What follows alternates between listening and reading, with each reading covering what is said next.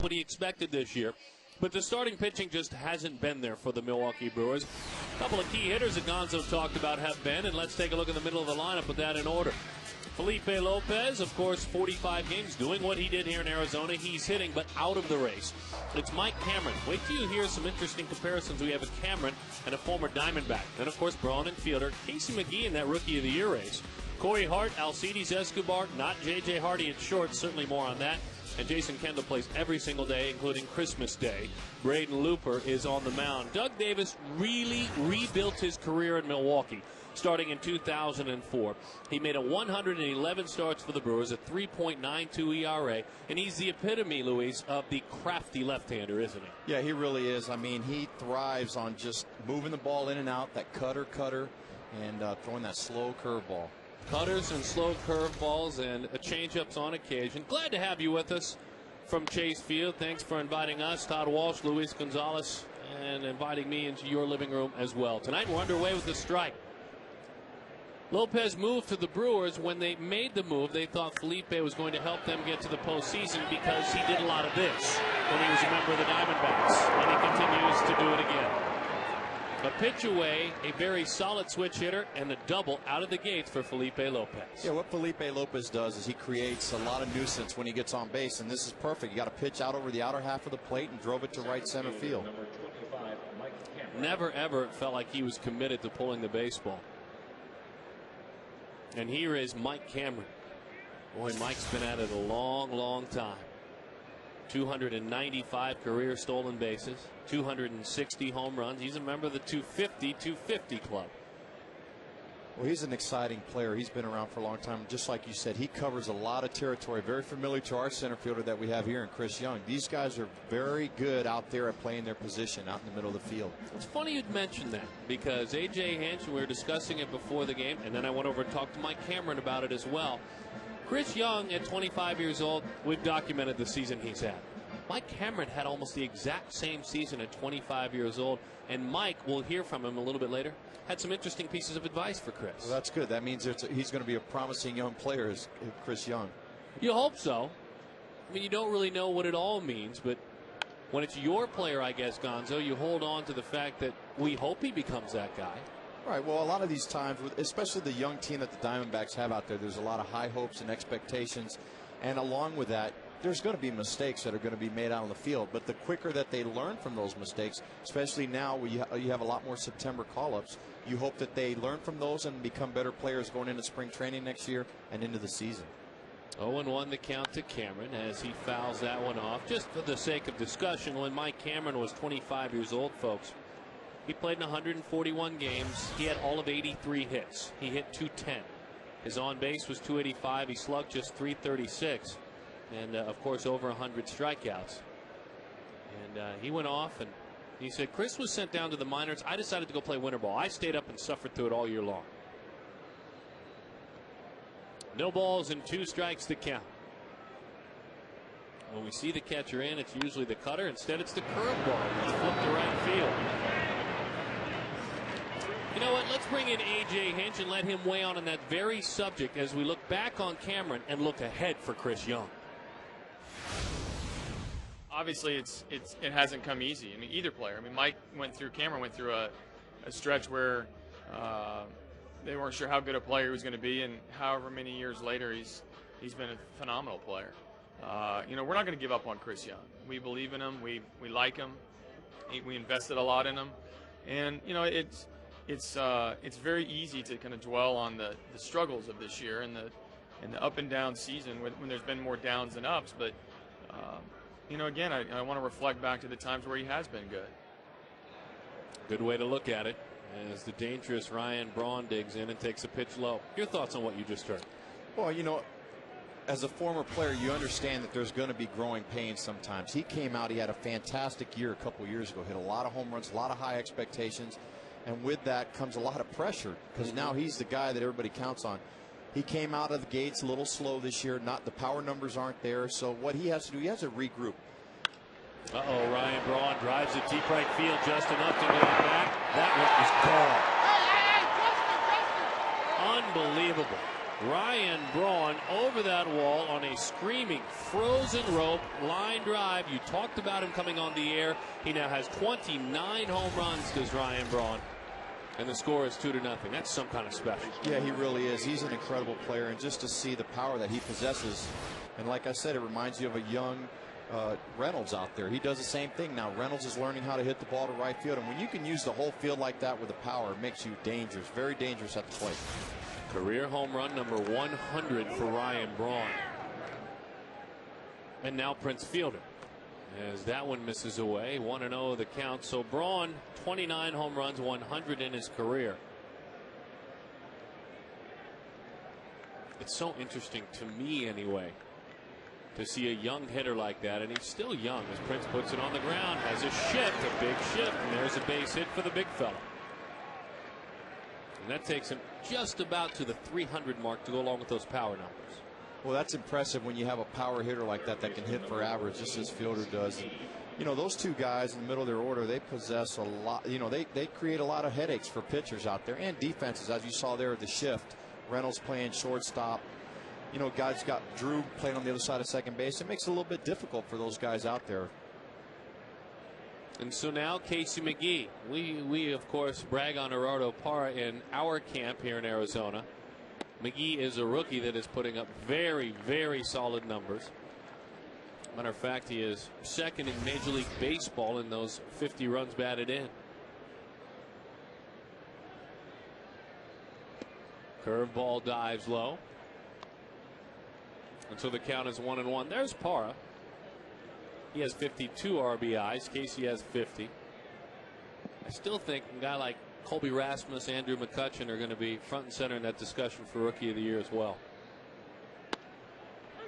Yeah, I think the thing that's impressive with like a guy like Parra, that, you know, he wasn't expected to be here, and then through injury he just came up and he took the role, whatever role was asked to be upon, you know, left field, right field, center field, whatever, and he's come out there and done a fantastic job. He's kind of filled in whatever role that they've asked him to do. He opened a lot of eyes talking about Parra as that one is high in spring training, and he was a guy that they all were talking about, saying, boy, this guy could be in the outfield someday. As you said, we didn't think that day would be May. There's no doubt about that. Well, what he does the little things right, and you need players like that on your team. When you have a guy like that that knows how to move runners over and take pitches the other way, those guys help. You don't always need the power guys. Cutter in, and because it was up, it's dumped into shallow right field. I'm going to ask the man with the most famous Texas leaguer of them all to analyze this one, because this is a cutter in and he just fought it off. It was up though. Well, he's a strong kid, and when you're big like that, you can fight those pitches off, and he just doesn't try to do too much with it. I think most right-handed hitters know that Davis, his main pitch is the cutter. Okay. And that's why Davis has been working his last 4 or 5 starts on a sinker. Of course, right now in the first inning, he's in a little bit of trouble. He needs to try to get out of it, but you know, they're trying to work on him to stay away from those 2-ball counts, because that's when he really gets in trouble. And really today he's trying to be a little bit more aggressive early in the count in the zone. And the Brewers so far taking advantage. You have a Lopez double, you have a Braun homer, Fielder single, and all those attacks outside of McGee early in the count as that cut fastball is low. 1-0 the count to Corey Hart. Now Hart with 11 homers, 40 RBIs, and for what they expected, this has been a down year. Battling injuries, health issues as that pitch is high. Yeah, he's just coming back from that appendectomy. So this is, I believe this is his second game back. So, you know, right now, Doug Davis can limit his damage if he can get a ground ball right here, double play, and just hold the Brewers at 2 runs. It was August the 2nd he had that appendectomy in San Diego. So not only you're on the road, but you're hospitalized as that 2-0. Dumped that one in there, 2-1 the count. Almost looked like he pulled a change up there. His cutter's harder than 76. Well, Doug does a good job of changing speeds, and a veteran pitcher like that will start making up pitches just to try to get an out. That one is driven right field. Justin Upton tracking, and he is there for the second out. Defensively, let's take a look at how the Arizona Diamondbacks stack up, and trust me, they've been busy thus far. Parra, Young, Upton, outfield. Reynolds, Drew, Roberts, Allen, infield. And Miguel Montero working with Doug Davis. This is a young man. Speaking of opportunity, he's going to get a chance to take advantage over Brandon Allen. Yeah, I like this guy. I mean, he really looks good at the plate. Quiet guy, very confident when he's out there playing. He is quiet. He has that as a strike to the future for Milwaukee, Alcides Escobar. He's one of those guys that would have fit in when you played, and even when my father played. He does listen. He does. Keeps it quiet, and he listens to what's going on. Escobar takes on a soft liner. Old school baseball. You know, Gonzo and I will talk about that a lot tonight. Meantime, the new kids on the block, they're already showing their stuff. Ryan Braun, 100 now in his major league career.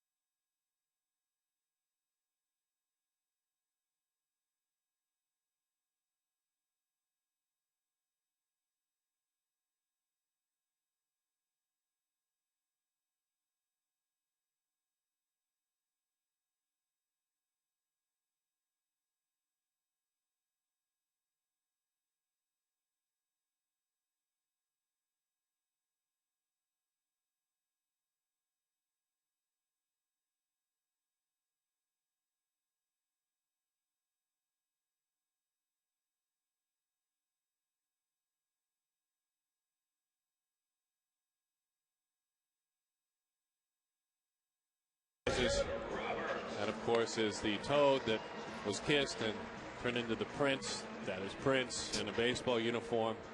That's a story you tell to a youngster like that. You don't tell it to A.J. Hinch because the frog's not in his dugout. Roberts, Drew, Upton, Reynolds, Montero, Young, Parra, Allen, Davis. 24-year-old Braden Looper is on the mound to face that starting lineup. Out of Weatherford, Oklahoma, and Wichita State.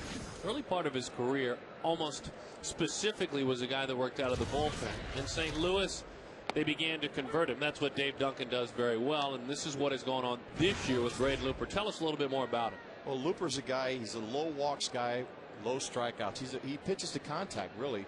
So a lot of times these infielders have to be on their toes because he gets a lot of ground ball outs. He was always known as such as a reliever, right? Let's get him in here. He'll get us a double play. He's not an overpowering guy. That's basically what he does. He just kind of he thrives on the hitter's aggressiveness. He doesn't overpower. He throws 88 to 92. Every now and then he'll hump up on a fastball, but other than that, you know, he's around the plate. His split finger is his out pitch. Okay. So he likes to throw that split, and he throws it for a strike. He doesn't always bounce it in the ground. So, you know, he's one of like I said, he's going to go right after hitters and pitch to contact. So when you play defense, you know there's going to be guys making contact. That is a strike over the outside corner. Maybe thinking about that split-fingered fastball because the fastball grabbed the outside part of the plate. Shortstop number 6. Good pitcher's pitch right there, right on the outer half. And you're absolutely right. When you go into those hitters' meetings, you always talk about what their strikeout pitch is. And I guarantee you, he was looking for that split finger right there. So now Stephen Drew. 12 homers, 58 batted in. And he takes strike one from Looper. That splitter, he has used it a lot this year, Looper. And I would imagine he's put it into the mix more because he's given up a lot of home runs. He's not used to that. Ground ball, base hit, Stephen Drew. Nice piece of hitting right there. Just stayed right up the middle, stayed on that ball. drove it into center field. It looked like that was it. It had a bit of a changeup dive to it, the split-fingered fastball there. Let's see. Right fielder number 10, Justin. I think so. What do you think? It did have a little bit of tilt down, but Kendall just set up right down the middle of the plate and said, throw it right here, big fella. And Drew did a nice piece of hitting right there, driving into right center. You make an interesting point, folks, he does about the splitter, because there are very few pitchers that throw that pitch that are able to throw it for a strike. You want to almost always throw it in the dirt. It's a swing and miss pitch. And that's where Looper gets in trouble, because if he leaves that ball elevated, that's a nice pitch to hit. So he tries to keep it down low. But like we said earlier, he throws to contact, and most guys are going to make contact with every one of his pitches. Good to see for Stephen Drew. September's been a quiet month, hitting just over 200 in the month of September. Let's hope he can sprint to the finish line. 23 home runs for Justin as he takes a pitch away, diving down and away. That looked like the slider there. That's the other pitch he will throw. He does. He likes throwing that slider, especially to the right-handers. He keeps it away. Try to get those guys to be a little bit over-aggressive and try to roll over and hit that ground ball. Ground ball outs this year, well above the fly ball outs. Ran that fastball in. Justin didn't want to, but he did. 2-1 the count. Upton had a big series earlier this year at Miller Park. Now it was a split, 2 wins for the Diamondbacks, 2 for the Brewers. Justin was 5 for 14. I think you might remember the home run he hit off of the Stadium Club there in Milwaukee. I know I do. I visited that 300 club before. Never visited it like that, though.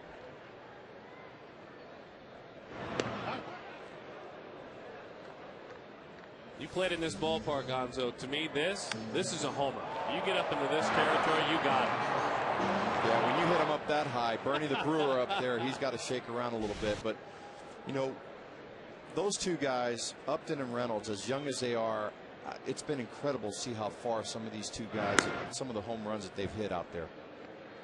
Mark's that hard to explain power. He's on deck now, Mark Reynolds, but it's really huge backspin on the ball, but there's really no explanation. You've seen him in the locker room. He's not a big muscle-bound guy. He's not, but he has a little lift in his swing, like just a small loop in his swing, and with that little loop, sometimes it creates a lot of strikeouts, but when he doesn't miss, he hits it a long way. Call is a strike, 2-2, the count to Justin Upton. Jason Kendall thought maybe, just maybe, and it's a nice history there, as you can see. Maybe he was taken off. Jason, 1,855 games. Only Pudge has started more of active catchers. Those are incredible numbers, and when you think about it, I don't think people realize the grueling endeavors that is behind the plate. Those guys got to block balls, constantly squatting all day. I mean, it's unbelievable the shape that these guys have to be in to squat down there for 9 innings, sometimes more than that. And to do it every single day like he does. I was telling Jason before the game, I said, you know, Miggy's been catching every day. We just saw Miguel a moment ago. And I said, at times, Jason, he's been showing signs of it. It's normal. When you're a guy who was expected to maybe catch 40 or 50 games and you're catching every day, I said, there are times you can see he's a little tired mentally and physically. He said, for me, it was the same way early on. He said, now I understand how to pace myself. I really do, but he will not come out of the lineup. He wants to play every day. No, and those are the guys you want to have on your team. Those guys, if they have a little nick here or there, they still want to be out there. And those are your warriors that go out there and play every single day for you. That pitch is in, 3-2 the count. You like Steven moving here? I do, just for the simple fact that Looper's around the plate and he's a contact pitcher. So just in case if there's a ground ball hit right here, if he hits one in the gap, you got a chance to score a run. Well, and you said it. This is a guy that throws ground balls, folks. That's already talking about that, so let's watch. Steven does take off. Justin, it's a high fly ball, deep right field. Going back is hard to the wall. He's got a run. Well, it looked like we might have another 2-run homer from one of our foundation guys.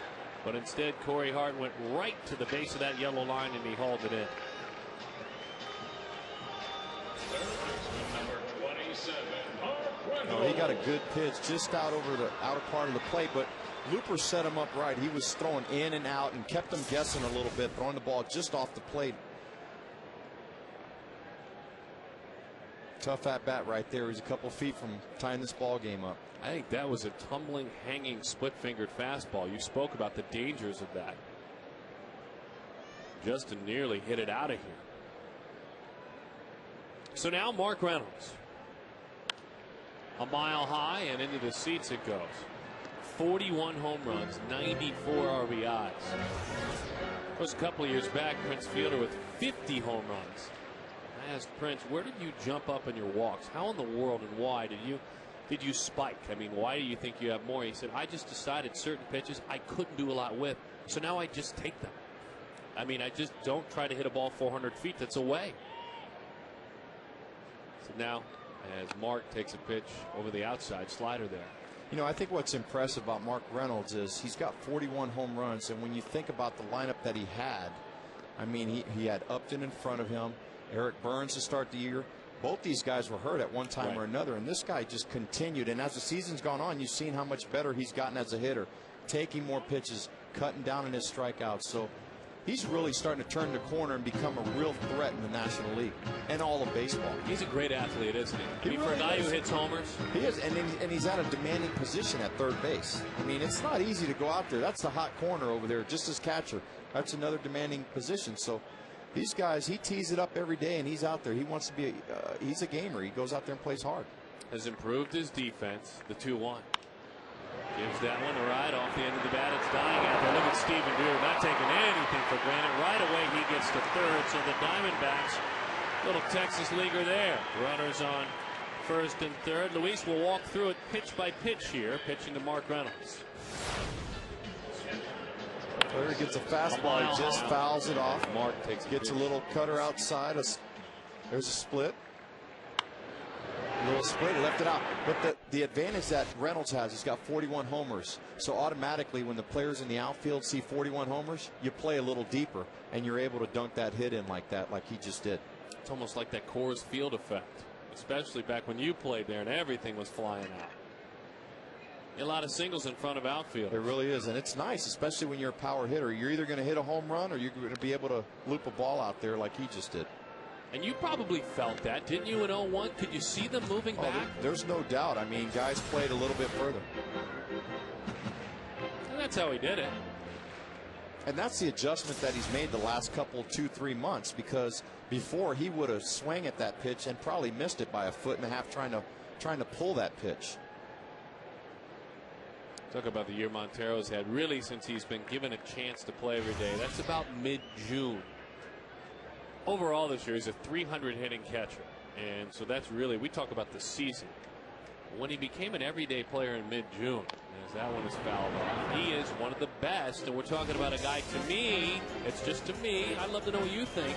The guy next to him there since June 17th, I think there's your AL MVP right next to him. Yeah, maybe. It's an impressive list to see the numbers that he's put up there, right there, the OPS by catcher. You look at that list right there, those are all all-stars right there, and Miggy's right there with him.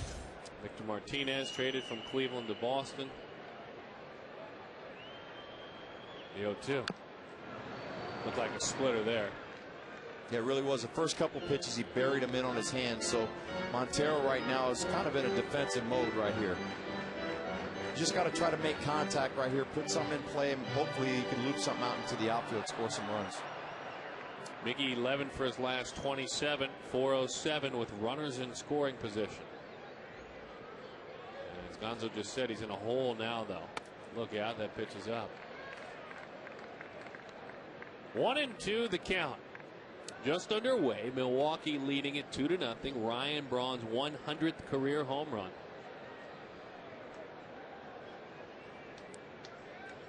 Braun out there in left field. There are other comparisons we will make throughout the game with Mark Reynolds and Ryan Braun. Reynolds struggled defensively, able to stay and play third. The 1-2. Nearly grabbed that inside corner. And I think their game plan so far is just to pitch in on Montero. He's had 4 pitches right here, 4 or 5 pitches in this at bat, and he threw one out over the plate. He missed it, but the other times he's just buried it in on his hand, maybe possibly setting up for that split finger. Let's watch for that. 2-2 the count. It's exactly what it was. He put it on the ground.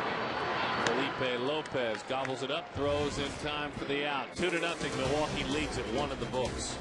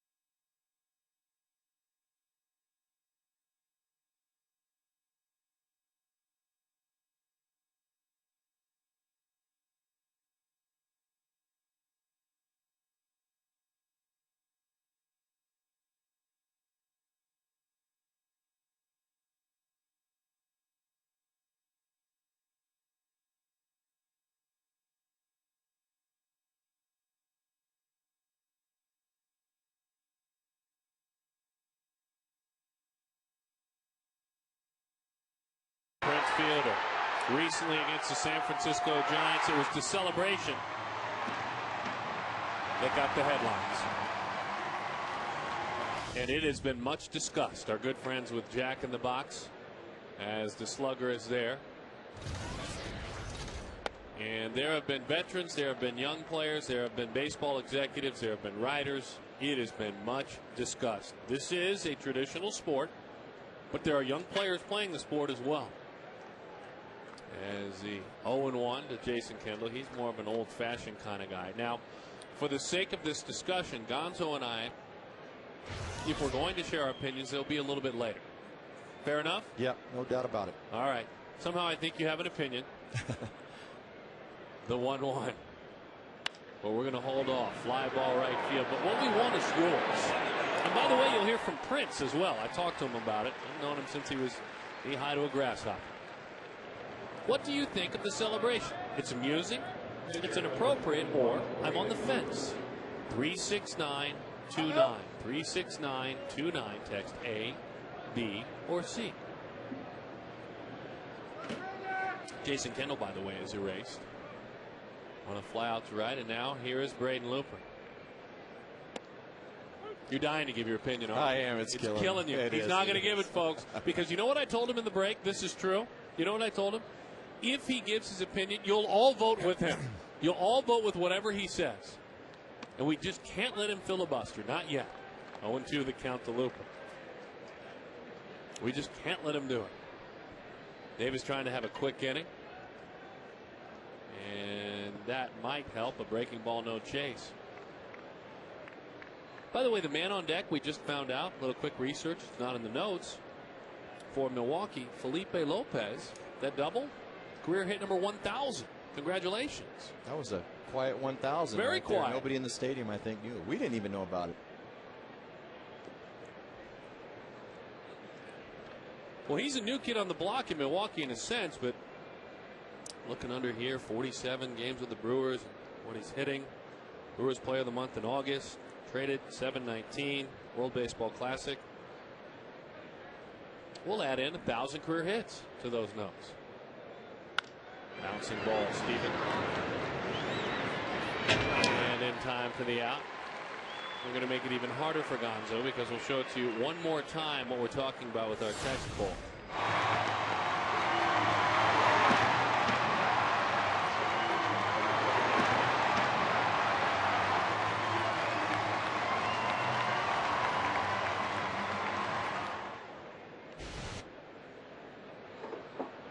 Loud.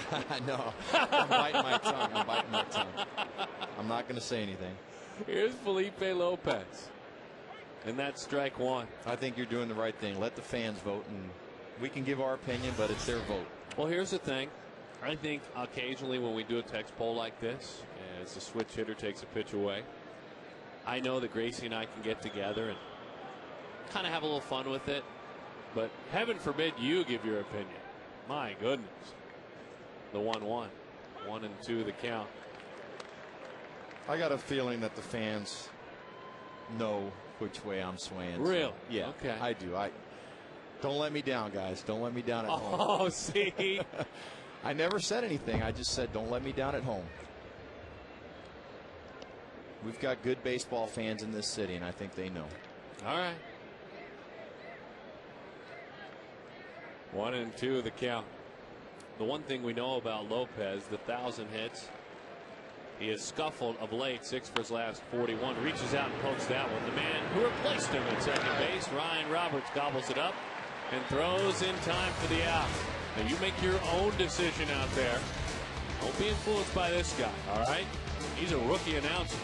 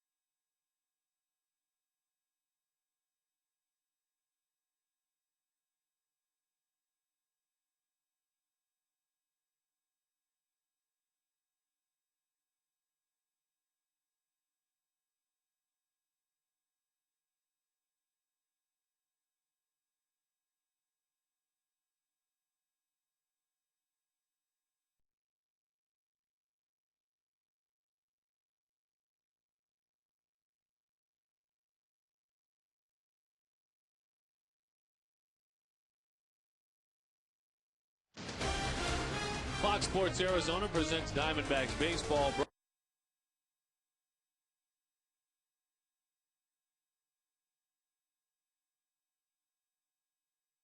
This September 11th, 2009. Glad to have you back with us at the ballpark. We were speaking of Mike Cameron and Chris Young. Here is Chris Young. First pitch popped it up, and into the seats it goes. 198, 12 homers, 34 batted in. And for Chris in September, 8 hits in 8 games. 5 of them have been homers. And he's also walked a couple of times as well. You know what? He struggled all year. The good thing that he did, he didn't complain. He went down. I mean, we're all human. You read the papers, you hear all the rumblings around.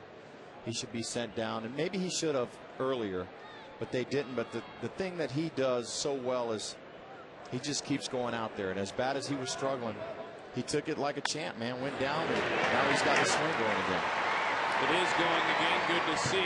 Mike Cameron remembered 1998 when he hit 210. And Mike Cameron ties himself with Chris Young as he looks back. He did so moments ago. As I got older, I just found out that I needed to just play to figure out what I was going to be and let myself evolve. The situation that you guys have here now with CY is just an opportunity for him to play. But we all know it's about production. If this is the bottom for him, hopefully everything else is up from now. But you got to, I mean, he has to work at it to try to figure out what he wants to become as an offensive hitter. And I think that's just in the making itself. The thoughts of Mike Cameron, who now throughout his career has won Gold Gloves, he's won rings, he's hit 30 homers. He's a guy that is viewed as a very respected, still at his age, a very respected defensive center fielder. He really is, and what he does is he makes that defense out in the outfield that much better. He covers a lot of territory. I played here with a lot of games with a guy by the name of Steve Finley, and he made me look that much better because I was able to play on one side or the other when I knew where he was at.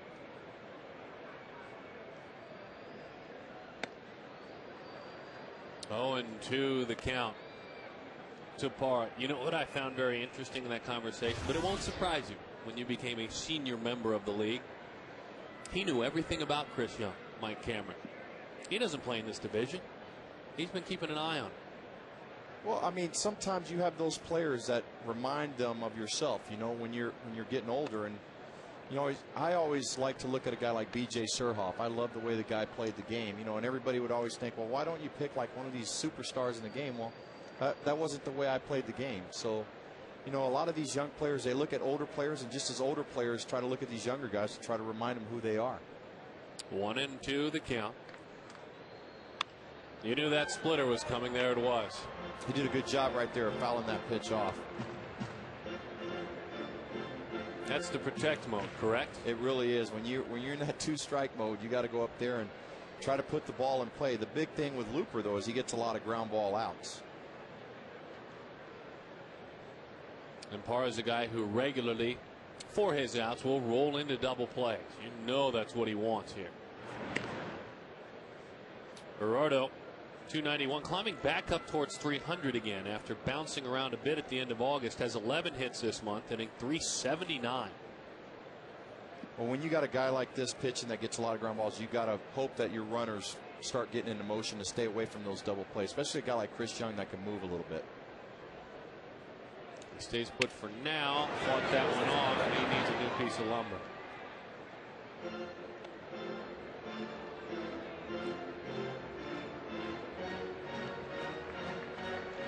We have a big discussion up here all the time. I'm sure you've heard it. Maple bats and ash bats. You have a stance or a thought, or? I'm an ash bat guy. I think a lot of the maple bats are the ones that you, for the most part, are the ones that you see splintering a lot. So, and those are very dangerous.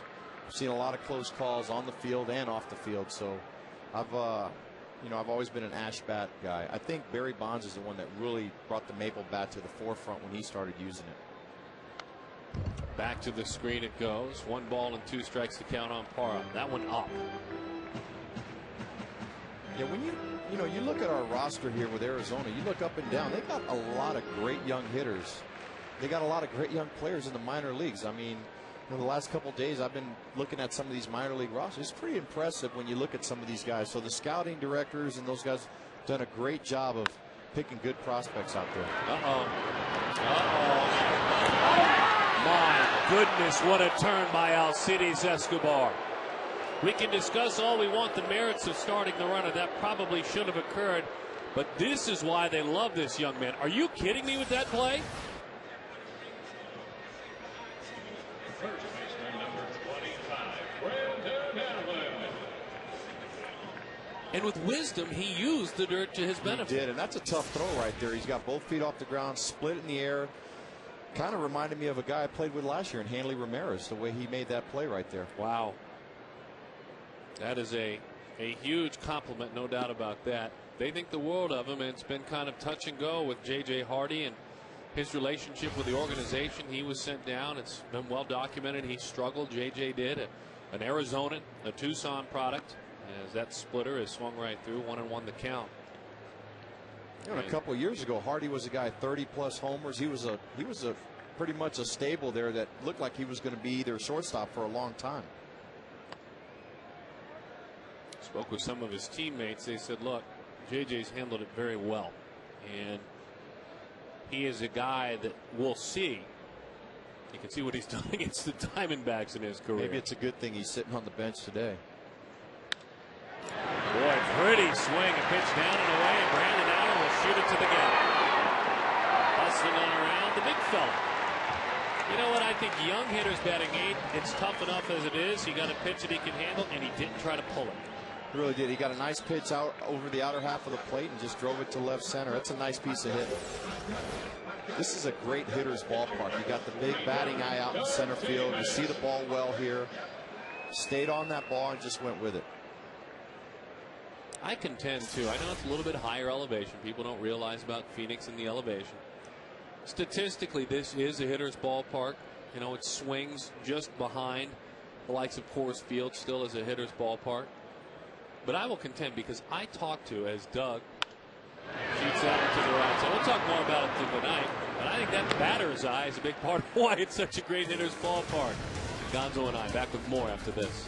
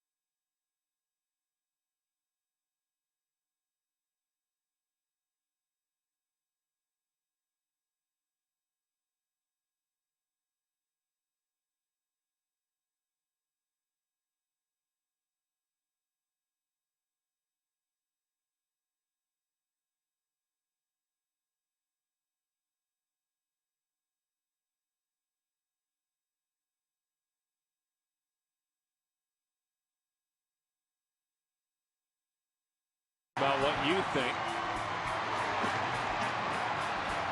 And you think it's amusing. So far, that's what you think. 36929. Some say it's inappropriate. 6 sit on the fence. So those are your thoughts. The text poll. And again, we'll hear from Prince a little bit later on. And he is a guy, full disclosure, was in Milwaukee calling their games on television. I will never forget. We had these workshops, and I know you know about new age baseball. There were workshops, and to have a player how to deal with the media. Well, he was just a single A kid. Then we had a night where you learned which fork and which knife to use at a nice dinner. And so that's how long I've known him, forever and ever and ever. He's a passionate kid and a good kid, and he hasn't been wanting to talk about it quite a bit, by the way, and he talked with us about it. Mike Cameron shoots that one out towards center field. Chris Young will play. Cameron busting it hard all the way around. So Mike, it was curious as to whether he would be able to play. He has been struggling, hamstring problems, not played since last Saturday. Before he spoke with us, you saw that sweat that he had on his brow. Pulled that pitch, though. Yeah, he got a nice pitch up in the zone. And that's where Doug gets in trouble. If he leaves that pitch out over the outer half of the plate, he usually tries to throw that backdoor breaking ball to the right-handed hitters, and they usually hit a weak ground ball. But that one he left just a little bit too much over the middle of the plate.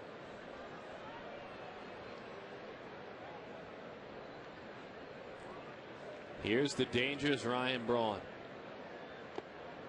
He uses a huge bat, by the way. It's something like, and you can help me with this, I believe 35, about 33 or 34.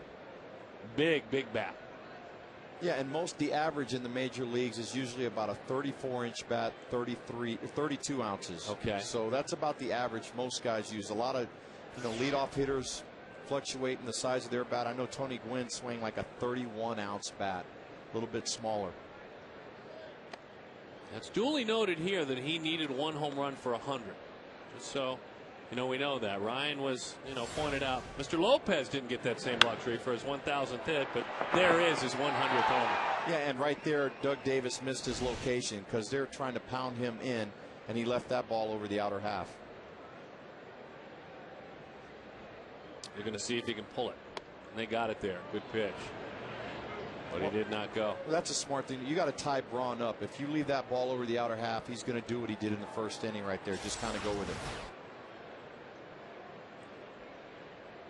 They definitely don't want to have a guy like that get extended.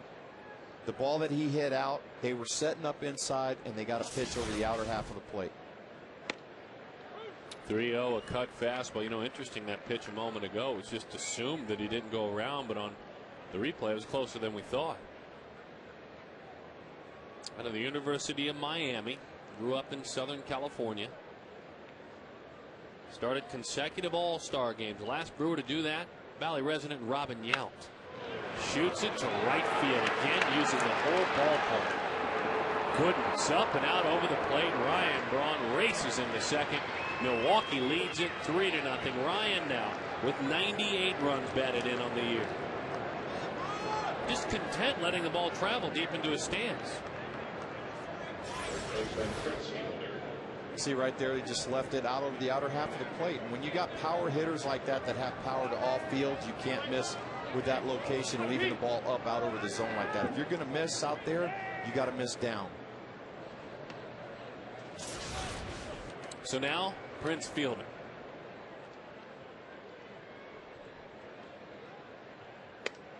Big swing, a high changeup. Missed the spot, but gets a strike.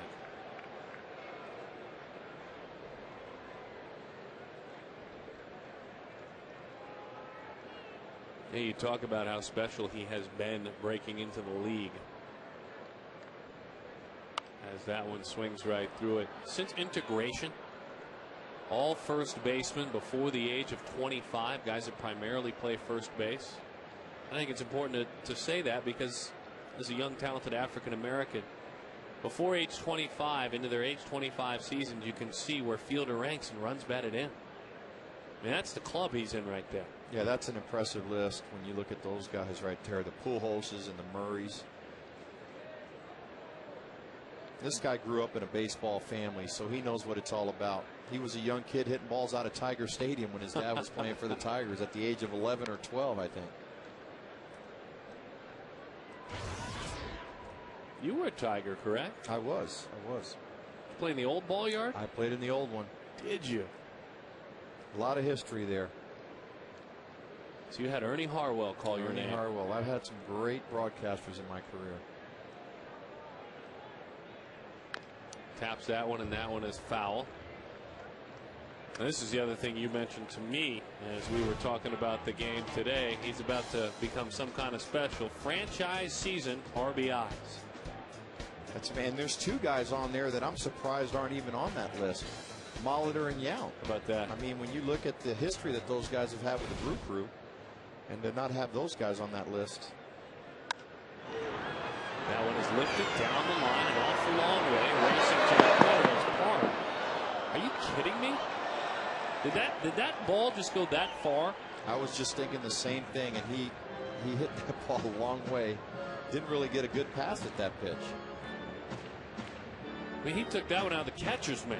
I think Doug might be saying the same thing right there at the mound. Oh my goodness, I can't believe he hit that ball a long way like that.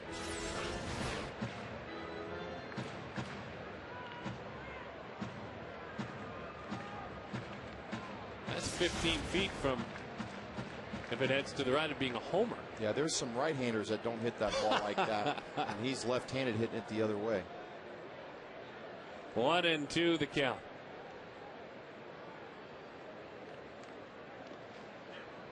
That one rolls around, keeps it with him. 2-2 to Prince Fielder. And see right there, Doug kept the ball away, but he kept it down, hoping that Fielder on his aggressiveness is going to try to fish for that pitch.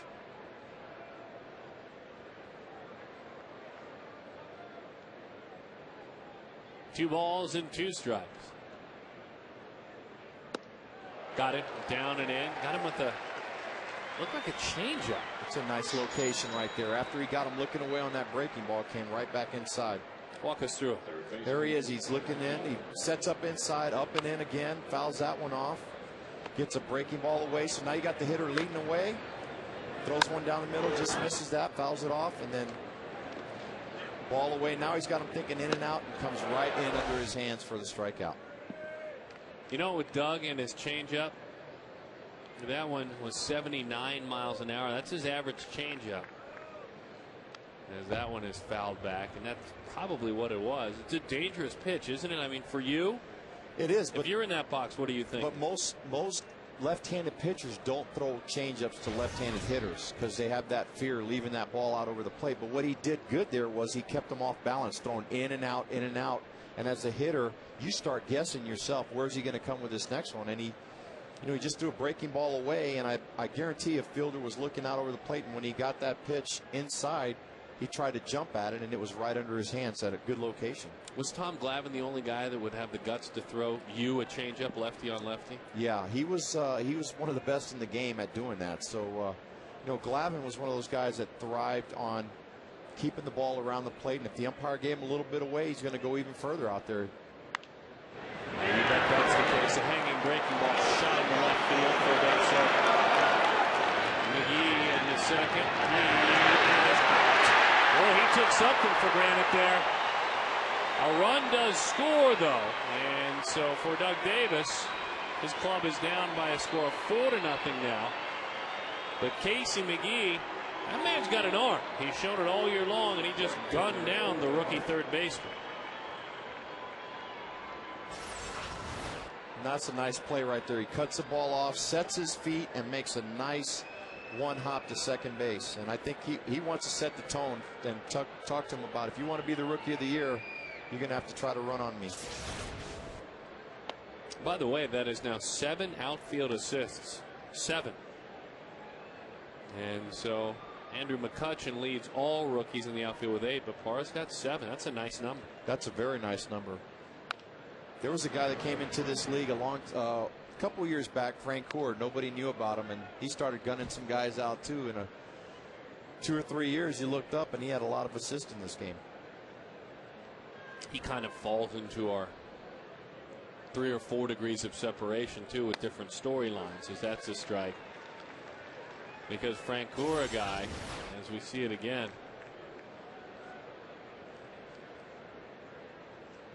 very close, but out enough.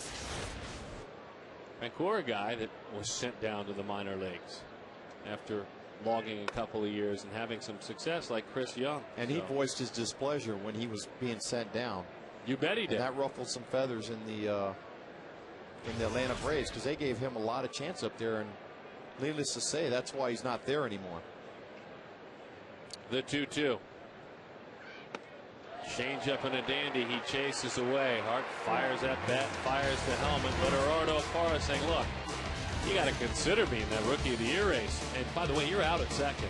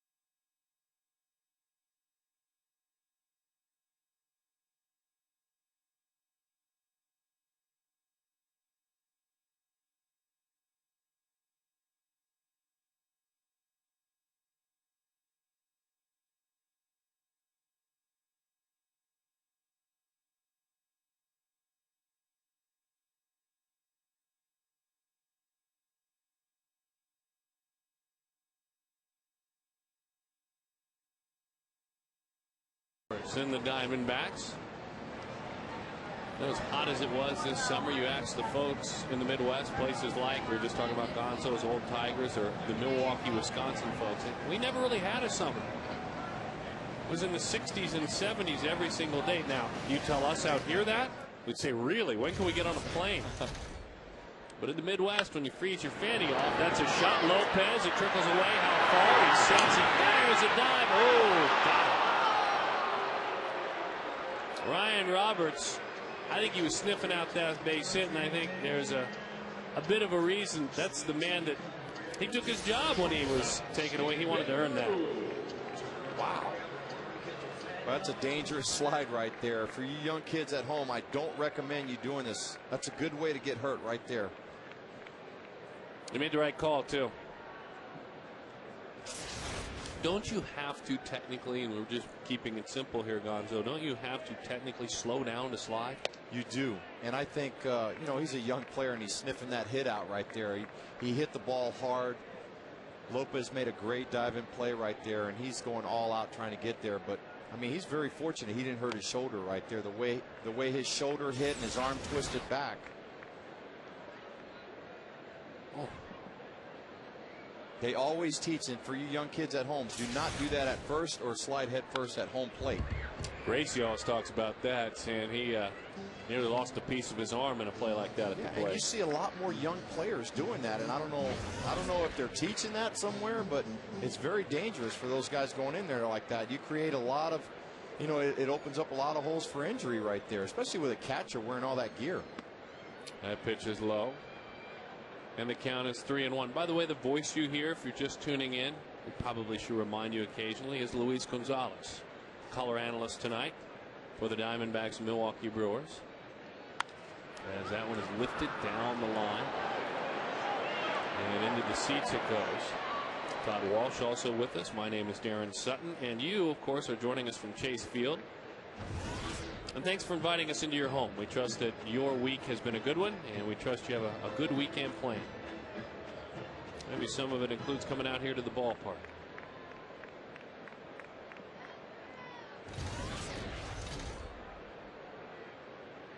Stevens singled back in the first inning. Thought he might have scored on what looked to be a Justin Upton homer, but it didn't get all the way there. And so now that one is fouled off.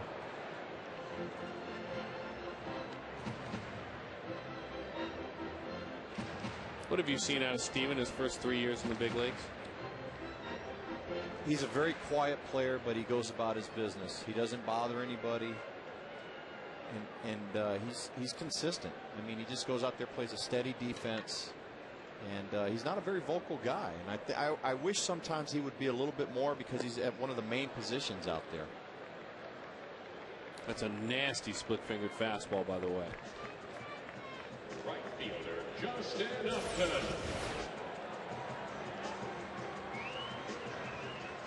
Here's Justin Upton. How does one do that? If I was young Stephen Drew and I had senior member of the team, Luis Gonzalez, in my locker, and I asked you for advice, how does one become maybe more vocal now that they have a few years in? Well, I think he's got to realize that, just as the other two guys on the team, your third baseman and right fielder, and Upton and Reynolds. I think they're starting to realize that you're the main focal point of the team. And sometimes, whether you want to be it or not, other guys on the team look to you for that leadership role. And I think Reynolds this year really stepped out of the box when he called his teammates out. And he led by example, because he got red hot when that happened. Right. He took off from there. I mean, I don't know if he just thought about it all night, and then the next day he called him out, and you know, something clicked. Mm-hmm. And from then on, he's just been a totally different ball player out there, just going out there and playing hard. Not that he wasn't playing hard before, but he realized something's got to change here. And that's where he stepped into the spotlight and said, I'm the leader of this team, just as this kid is right here up to the plate. Well, he's wise enough to know this is a guy who's sneaky smart, Mark Reynolds. High test scores coming out of high school and in college. Doesn't want any of us to know that. But he's smart enough to know that when you do what he did, the spotlight will shine brightly on you, and they will be watching to see how you perform. Well, especially when you step out like that, and if you fail, you're going to be the one called out. So, you know, I commend the guy for what he did. Pitch over the outside corner. He locked him up. That's strike three. 1, 2, 3. He gave up on it. You can tell Justin Upton thought he was going to get a pitch away. He didn't.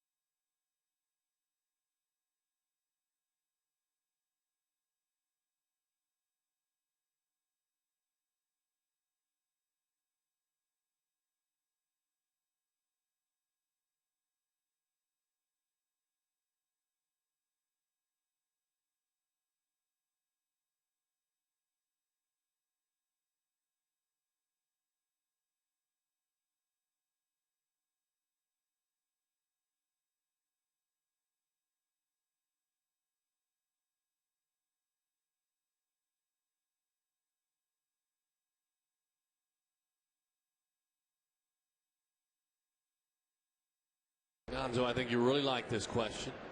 Name the 3 pitchers Luis Gonzalez hit the most home runs off of. Actually, a Aflac Trivia command. We're not asking you any questions. We're commanding you to name them. I'm curious to know, too. I know number 1 guy. I just don't know the other 2 after that. Well, you can guess. Oh, it's for me. Oh, yeah. You can guess. I know Maddox is number 1. All right, so Greg Maddux. I have no clue on the other 2. Well, what happens on occasion is we get text messages from our colleagues that also sit up in this chair, and so we'll see how they do. That one is down and away. Our guesses that are coming in on D-Bac's booth on Twitter, well, truth be told, we've kind of slacked on that today with all the planning and the special color analyst we have, so you can Get mad at us on the website. We'll get logged in here in a minute and see how you did.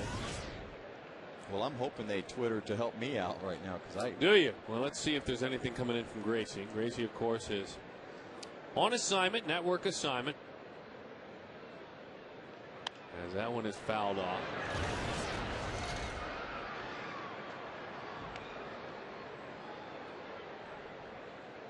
We think he's in St. Louis, by the way.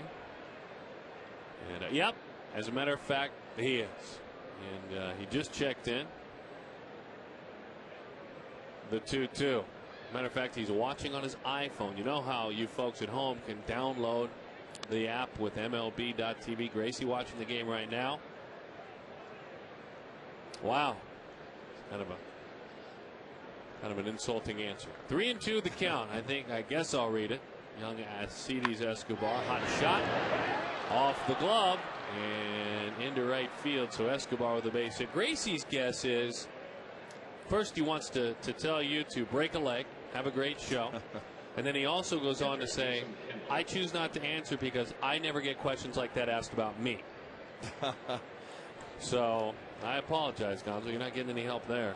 I appreciate him letting me sit in his seat today. No, see, don't be so nice. Now, here we go. I actually feel like the substitute for today's game, you know? You know what? Substitute teacher for today. All right, so guys in the truck, we have a substitute teacher. You know what happens when that occurs. 1-0 the count to Jason Kenda, who grabs hold of that bat with no batting gloves. He's a throwback. There's not many guys like that. And your partner who works up here with you all the time when he played never wore batting gloves either. Occasionally. I think Gracie had a rule if it was like 40 degrees or below, he would wear batting gloves. But for the most part, Kendall is a throwback player. You don't very rarely do you see any player in the major leagues right now wearing not wearing batting gloves like Kendall does. Gracie just says it was a feel thing. I'm sure he talked about that a lot as your teammate. We got into a pretty grandiose comparison the other day about Max Scherzer talking about his pitches and the fingertips and the feel, how important it is. And Gracie said, you know what, for me as a hitter, it's very similar to a pitcher. I just needed to feel the bat and the pine tar and the dirt. Yeah, well, like Gracie, I remember, because I played with Gracie here and in Chicago. It'd take him 20, 30 minutes after a game to get all that tar and stuff off his hands, rosin and tar and things like that, because of, that stuff is pretty powerful. If you ask the clubhouse guys, when they get that pine tar on their uniforms, it's not a happy sight for those guys when they see guys coming in like that. 2-1 the count. Jason Kendall, they're playing him very shallow. It doesn't matter. Well, you talk about a guy beating a defense, not a big old slugging power hitter going the other way. They were playing for him to do just that, but he still beat the defense. Yeah, you're exactly right. He doesn't have a lot of power, but what he does well is he uses the whole field. And right there, broken bat, single, just looped it right over second base. Doesn't try to do too much. Stayed inside the ball and just looped it right over second for a base hit. And actually, Upton was playing him almost like it was our pitcher. He was. Very shallow in right field.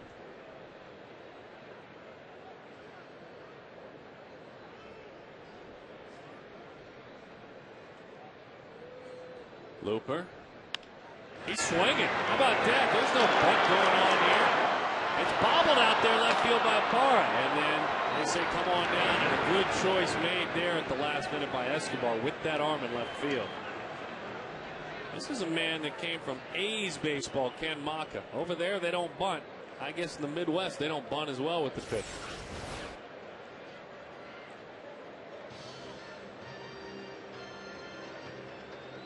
And Looper can hit. I mean, this is a guy that's 10 for 50 for a pitcher anyway. 207 RBIs. They probably know that about him. Yeah, that base hit right there, most times the third base coach would be sending a runner right there. But that throw that Parra made earlier in the game dictates the way that third base coach is going to coach when a ball's hit out to left field. So right there, as soon as that ball was hit to left field, he already had the stop sign up. He knew he wasn't going to send Escobar, especially with nobody out. Yeah, Brad Fisher throwing up the stop sign.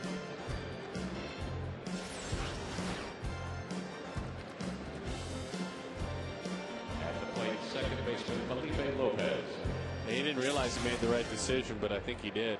I think Escobar made the right decision. Well, this game is a lot about reputation right here, and Parra's already set that tone that he's got a good arm. And I guarantee you that throw that he made to throw out the runner at second base earlier in the game is going to dictate how these guys approach him on base hits out to the outfield later on in the series. Sniffing RBIs, Felipe Lopez dumps it into center field, and the man they used to call Lopes when he was their teammate delivers his second hit of the ball game.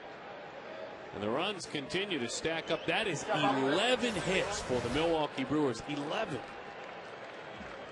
And I think Doug right now is just struggling with his command. He's leaving too many balls up and out over the middle of the plate. And these guys, you know, aside from the middle of their order guys that are power hitters, these other guys are just looping balls out into the outfield. So they're going to make the call to the bullpen. Unfortunately, a tough night for Doug against the team that he pitched for so successfully for 4 seasons. Davis is done as he trails it 5-0.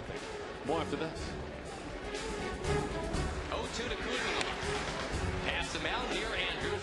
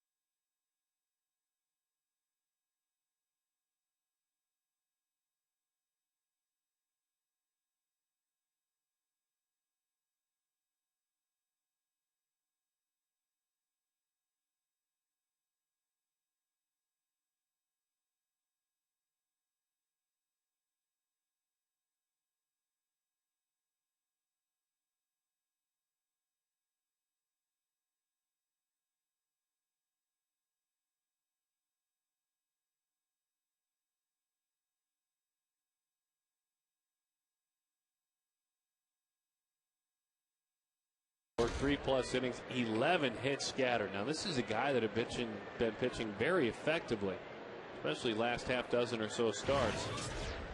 Not tonight, though. I think he just missed his location a lot of times. Like the one pitch to Braun that Braun hit out to right, he set up inside, left it out over the plate, and he just left too many balls out over the middle of the plate. And with a team like this, it's very dangerous to do that.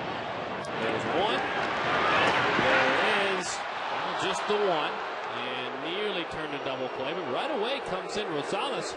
Good off-speed stuff. Started him off soft, and Cameron just topped it back to the mound. That's a good way to start your work out of the pen. Left fielder Ryan Braun. Boy, that was close. It was close. Cameron's a good runner, too, so you know, unfortunately for the Diamondbacks, they had a fast runner at the plate, and he was able to beat that out. So the pitcher Looper moves up, as does Lopez. Here we go, one more. Looked like they got that one right. So Cameron with the fielder's choice.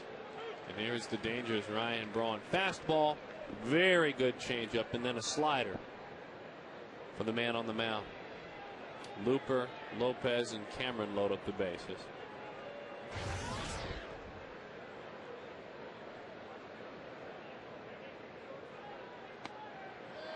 Oh my goodness.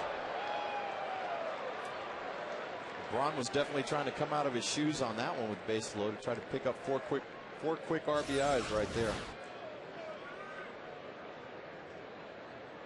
I mean, initially when that occurs, you think, oh, I hope he didn't hurt himself on that ankle, but he's fine. 0-2 the count.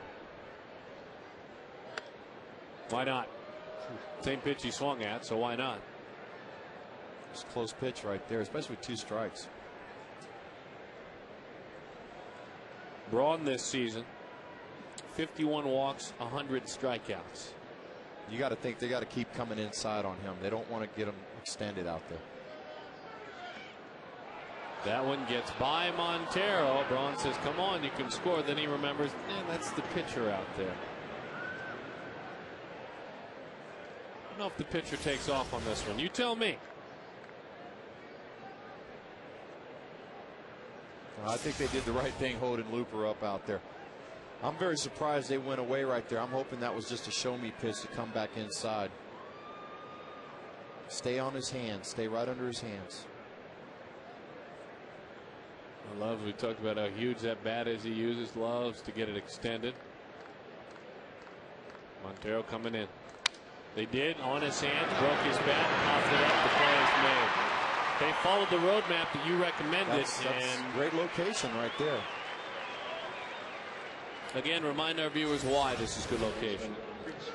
Well, I think, this whole series, the first couple times up right there, they've been setting up on him, and that the pitch away that he missed with, I think Braun knows they're going to come in. But as a hitter, when you see one away, you kind of lean out over the plate. And then when you see that, they come right back inside, right under his hand. Did a great job of pitching right there to get that tough out. Got another tough task right here, though. A little topper. Rosales picks it up. Just did a fabulous job. 3 inherited runners. None of them score. And Braun and Fielder hitting.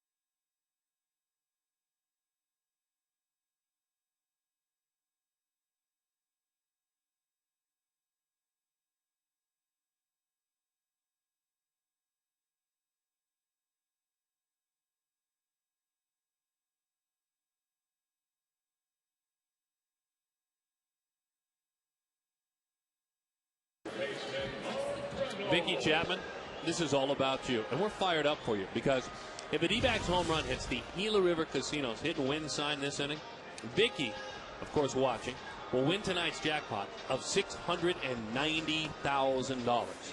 The jackpot grows by 10 grand every time it goes unclaimed. Visit online, dbacks.com/hit-and-win or winhila.com. Let's do it for Vicky tonight. A couple good guys right here at the plate to have a shot at it. How about that? People have to be sad and dejected when, and this is no offense to the guys I'm about to mention, but this is my chance for $500,000. All right, good luck to Augie Ojeda and Doug Davis. We don't have those guys. We got Mark Reynolds picking on a breaking ball, hits it a mile high, down the line, into the corner. Ryan Braun stays with it and makes the play. My goodness. So Mark pulls the ball. Rarely when he pulls it does he drive it out of the park. Let's answer our Aflac trivia question. The 3 pitchers Gonzo had in his book the most. Let's word it that way. Maddox, Hampton, Ismael Valdez. Got Valdez a lot, huh? I think it was when he was with the Dodgers. Okay. Played in the West a lot, so. He's a good man. Hampton, I'm surprised because I was a teammate of his in Houston for a long time. Prince gets it, and to the bag he goes. So Miggy is erased. Toughest pitcher you ever faced, and I know you get asked this a lot. You look back like, man, I just didn't like facing him. Woody Williams. Crafty. Yep, just a little, didn't overpower me. Just I couldn't get hits off the guy. Just kept throwing me that little cutter inside, right on my hands. Woody Williams. By the way, folks, Gonzo was a .313 career hitter against Greg Maddux with 10 homers, 6 doubles, and an OPS on base plus slug of just below 1,000. That's not bad. I think my first 2 major league home runs were in the same game off of him at Wrigley Field, and I don't think he's like, who is this guy? And I got the balls back. Baseballs. Did you really? Yeah, they threw them back. You know at Wrigley they throw them back when you're on the visiting team. Oh, that's right.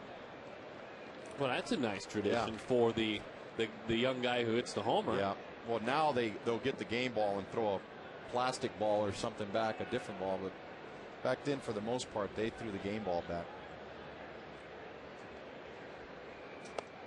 That pitch is high. Nice take there. 3-1 the count. Just, for the sake to let folks at home know that we're not truly kissing up to Gonzo. We gave the Maddux numbers. 8 for 57 in your career against Woody Williams, 140. Yeah. So it's a nice hitter's count right here, 3-1. Pitch was up, fastball, belt tie down the middle. And Young did a good job. I mean, he's staying on the ball a lot better. You could tell that, when he first came back from AAA, he struggled a little bit, but he's starting to get it. Jack Howell gets to work at about noon. A 3-2. Take, and a nice take. Nice job. Want to remind us, and all of us, and those of you at home, those that are thinking about renewing your season tickets, the 30 and 30 promotion. Congratulations to season ticket holders Merlin Schumann and Nancy Holloran. Nancy will get an autographed photo from any player she chooses. And yesterday, Merlin won the owner's suite package, complete with 36 tickets, located behind home plate, plus food and beverage. UAC season ticket holders renew today. You could be the winner. 30 prizes in 30 days. For a complete list, Parra shoots that one into the gap in right field, and they score yet. Chip Hale says, come on now. And he does. All right. A run and a scratch for the Diamondbacks. Gerardo Parra leads all rookies now with 63 runs batted in. 5-1 the score.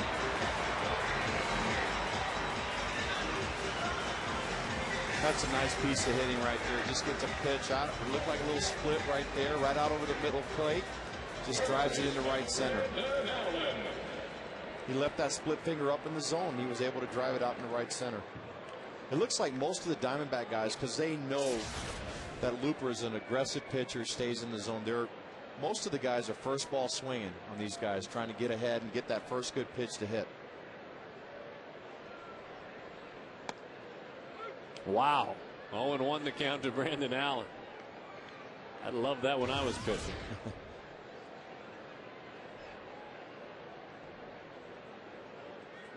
It was here at Chase Field that the Diamondbacks had a monster comeback last year against Milwaukee in the 9th, as that one is nubbed foul. Let's see if they can start one a little bit earlier tonight. How about that walk? Little things that we probably should point out for Chris Young. It is. That was a good at-bat right there. He was up in the count 3-1, got a good pitch down the middle, fouled it off, and then he worked it, saw a pitch away, laid off of it, where before he might have been a little bit aggressive and swing right through it. That pitch is away. 1-2 the count.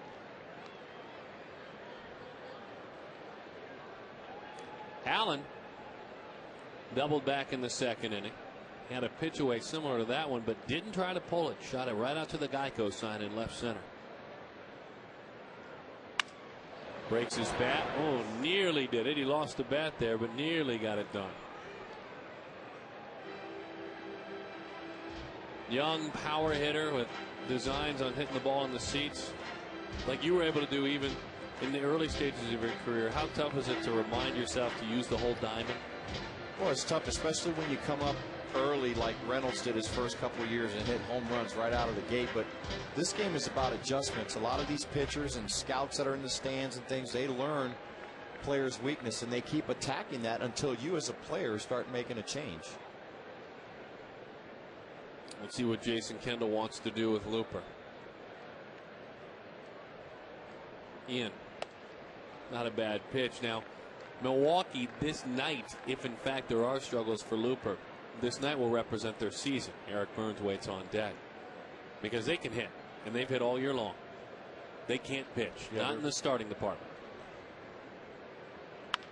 Ground ball to the right side. We interrupted one of your thoughts. We'll get back to it in a moment. But the Diamondbacks do scratch. As they like to say, the Skunks now out of the box. They've scored 5-1.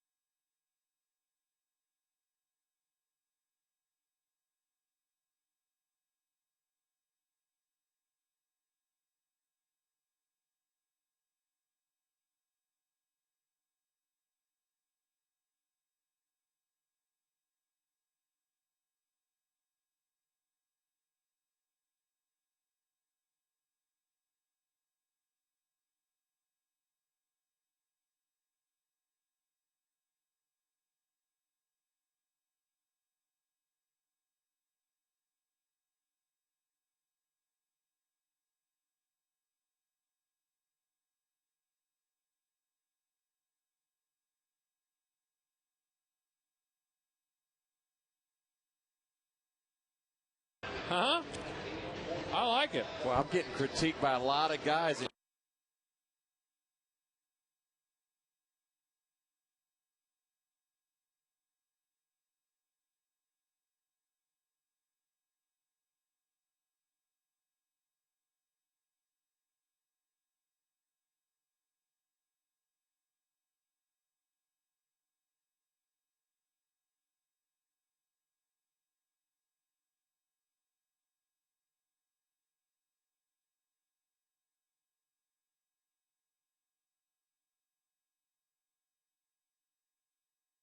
Todd Walsh back here at Chase Field. Darren, take it when you need it. But we're out in the stands amongst them. If you saw the pregame show, you might recall the family, the Hip family, who we first met on Memorial Day in our salute to the troops. Jamie Hip is here. And can your husband, Jason, just hold up Diego? Our camera's way down there. Can you explain Diego the elephant again? Well, Diego the elephant is my 5-year-old son's best friend, and he sent him with his dad on his deployment when he left in February to give him somebody to take care of him and stuff, because my son couldn't go with him and he wanted to go with him. So Diego was representing. Yeah. All over the world. All over, yes. All right, let me say hello on this 9/11 anniversary, if I could, guys. I want to say hello to Staff Sergeant Jason Hip. Jason, where has Diego been? We started out when we left for deployment in Washington. And then from Washington, we went to Kuwait. From Kuwait, he's been to Iraq. From Iraq to Afghanistan. Afghanistan to Qatar, and then Qatar back to the United States. You're not planning on taking Diego back when your leave is up, are you? Oh, I was planning on it, but Garen's got pretty attached to him again since I've been home, so I don't know if he's going back or not. He's attached to his father. How long are you home? I'm home for 2 weeks, and I leave again on the 25th for about 6 more months. You just articulate. We're just trying to remember what the role of baseball played back in 2001, Jason, in helping us all sort of collectively heal. What does it mean to you to be home right now, knowing what lies ahead for you, and to be here at a ball game, hanging out with your family and Diego? It's awesome for me just being with my family. I love baseball. My boys love baseball. It's America's pastime, and I think that was one of the main things that got everybody through that first year, was especially in New York, watching the Yankees play ball, the Mets play ball. It was a way to get away from all the bad stuff that's happened and just relax and go out with their families and spend time with everybody around them. It's great to see you. Thanks for coming out. Thank you. Good luck and Godspeed to you. I appreciate it very much. Jamie, I really don't know how you're going to get that away. But I know no matter what you do, because I'm sure you're going to have to deal with it, aren't you? Yes, I am. Good luck. It's great to see you guys again, and it's great to remember you. Thank you for coming out and hanging out with us. Thank you. It's good to see you too. It's the HIP family here, guys, a military family. We're thinking about everyone who has made such great sacrifices along the way and continues to put family members in harm's way. Excellent stuff, Todd, and we certainly are grateful for his services. That one is smashed off the wall by Casey McGee. We never know when the right time to discuss memories, tough ones and great ones, all within probably a span of 2 months, but this may be the best time, Gonzo. I mean, for you, that right there, a memory beyond belief, probably outside of marriage and your kids. But it came at the memories at such a cost, the passion. You were in New York, you were trying to beat New York, but yet you were right there with all those people. I would imagine each and every day you probably vividly remember that experience. I really do. And then to see Jason there with his family. I mean, there's a lot of young kids out there. Sometimes we forget that there's still young kids out there still fighting for our freedom. So, you know, to put it in baseball terms, we're very fortunate to have away games all the time. These military guys are playing an away game. They're fighting for us over there, and they're protecting our freedom. So it's amazing to have people like that and to have them reunited with their families and be here again. What was the pain and the spirit at the same time of New York like when you were there?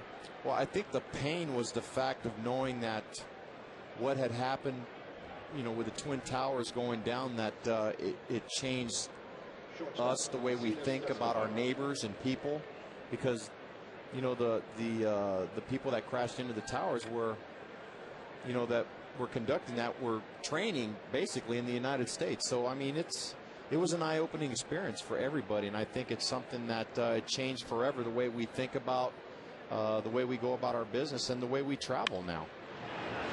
City's Escobar should drive it around. Young's throw is not in time, so Escobar with an RBI, and that is 6 here in the big leagues this year. A little bit of a little ball, if you will.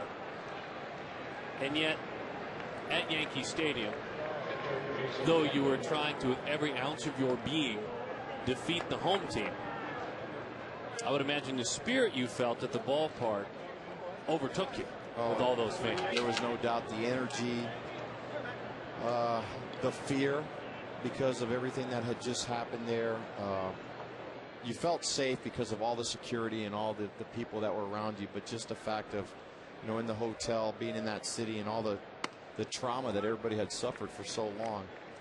I mean, it's overwhelming when you look at a site and see, you know, Jason, who's been serving for our country for so long, to be sitting here with his family again and say that he has to go back for 6 more months.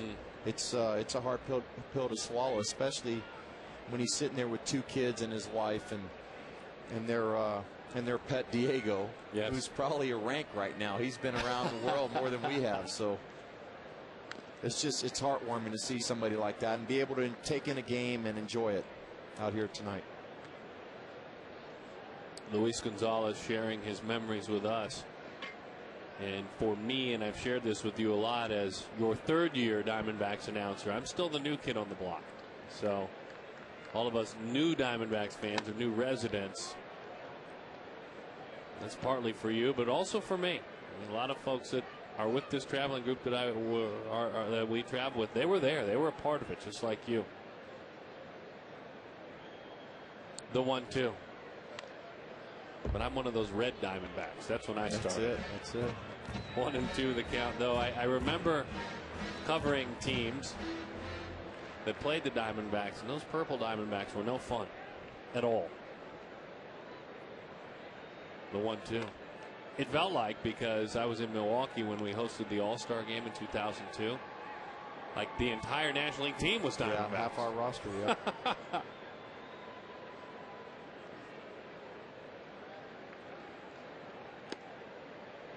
Yeah, you bet. That's a good pitch.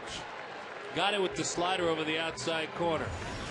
Gonzo, we thank you for your thoughts and memories. And Staff Sergeant Jason Hipp, we thank you immensely for your service.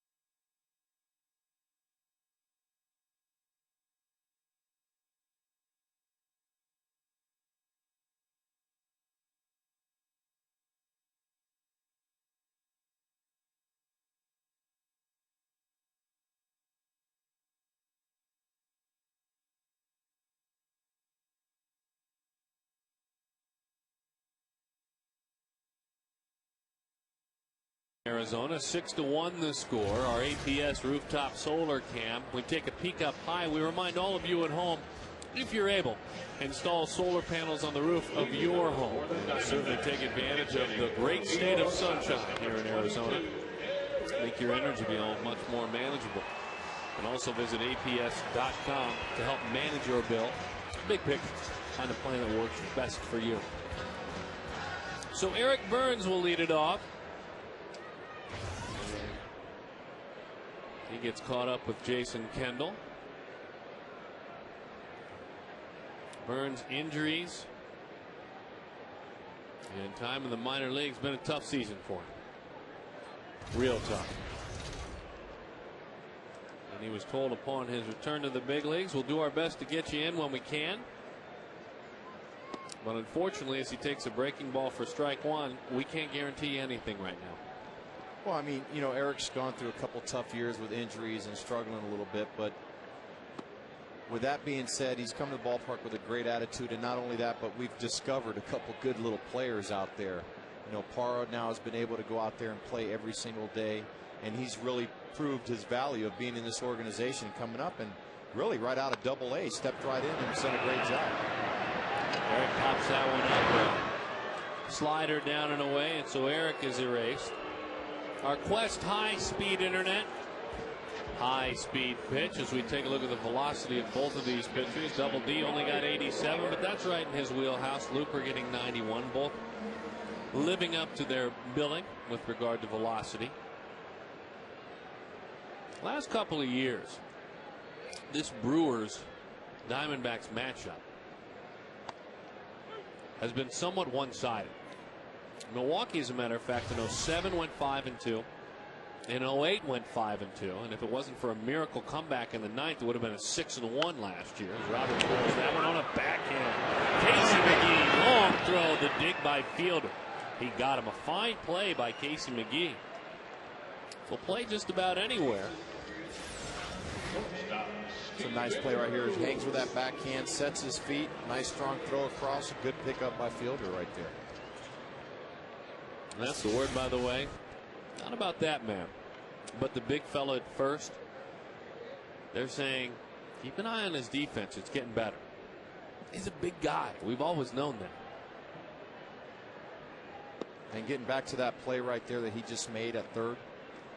Roberts has hit the ball twice very hard, has nothing to show for it on the night. So, you know, sometimes you can hit the ball right on the nose and not get any hits, or you can bloop some balls like a couple of the Brewer guys have done. Right. And able to scratch out a couple hits there. Do you tell yourself, I'm doing the right thing, I can't change?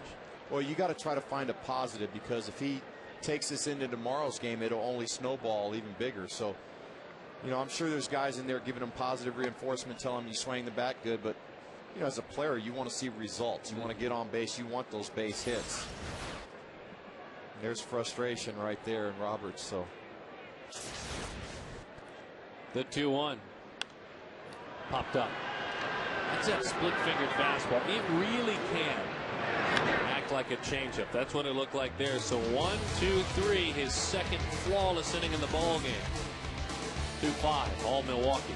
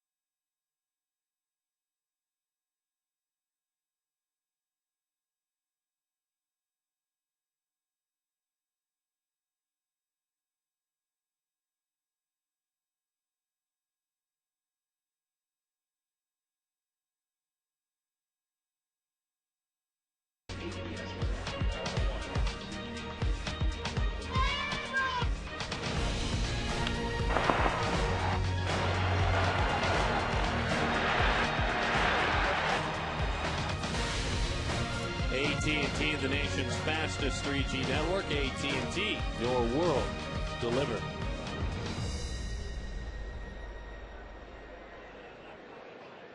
Here, here.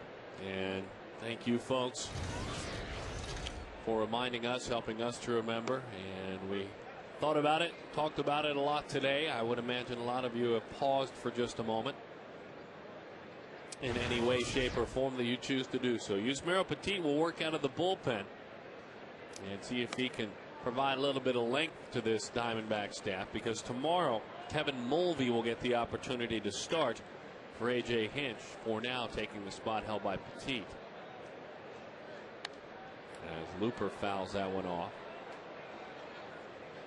Mulvey, the young man out of Villanova.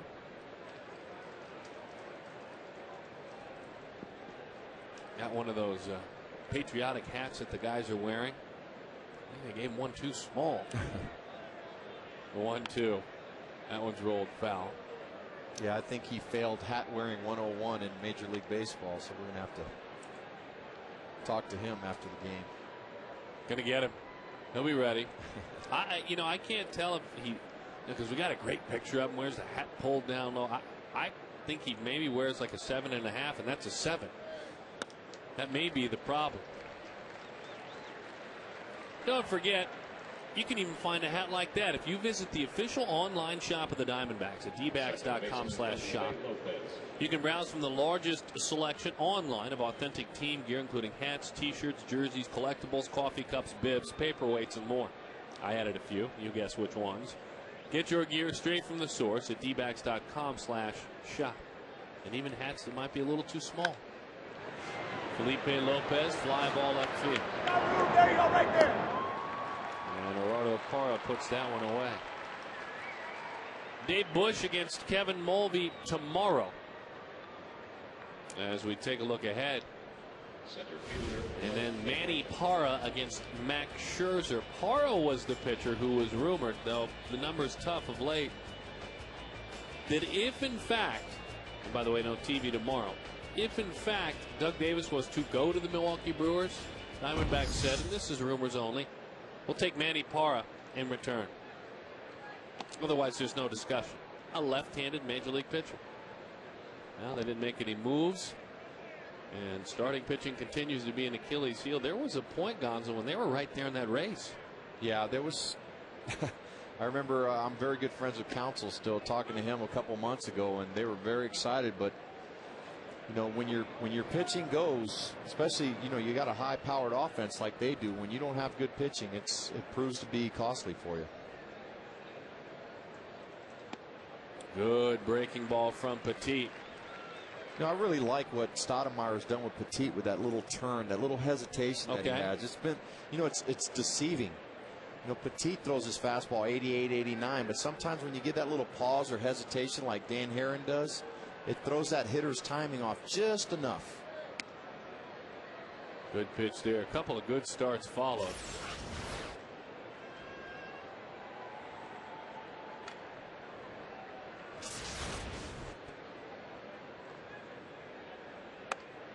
In with a fastball there.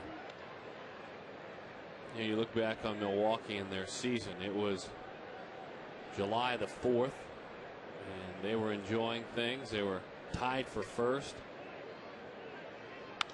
As that one pulled, lifted left field. Since then, they have fallen. St. Louis has taken off. Milwaukee starting play today, amazingly enough, 17 games back.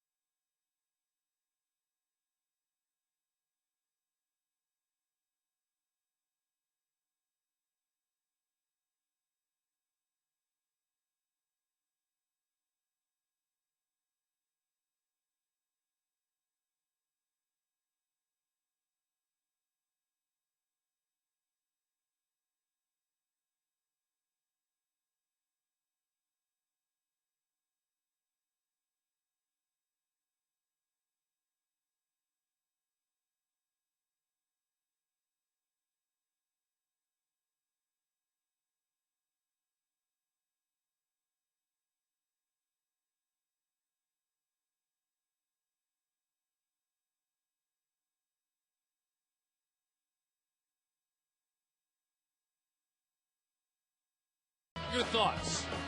Well, he's been consistent around the strike zone. I think a lot of these guys, they know in the back of their mind he's got the split finger, got a couple strikeouts right there on the fastball because they're looking for the split.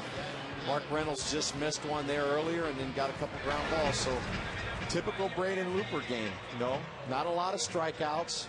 Got a couple ground balls, fly balls, low walks, low strikeouts, and here he is going into the bottom of the 6th inning. The other part of the typical, with regard to Looper, a typically successful game is that, as you mentioned, a lot of balls on the ground for outs. The atypical part of it for this season, this is a man who's given up 33 home runs this year. Justin Upton hits it deep right field. Going back, it's hard. Make it 34.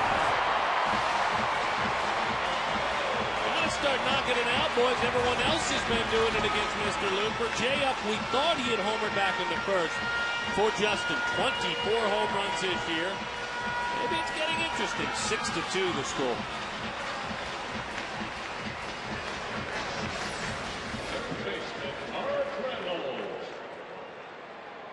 What a pretty stroke. Really was nice. He went with it, and that's how strong these guys are. I mean, these guys are hitting balls not 2 or 3 rows up. They're hitting them way back. Popped up a mile high.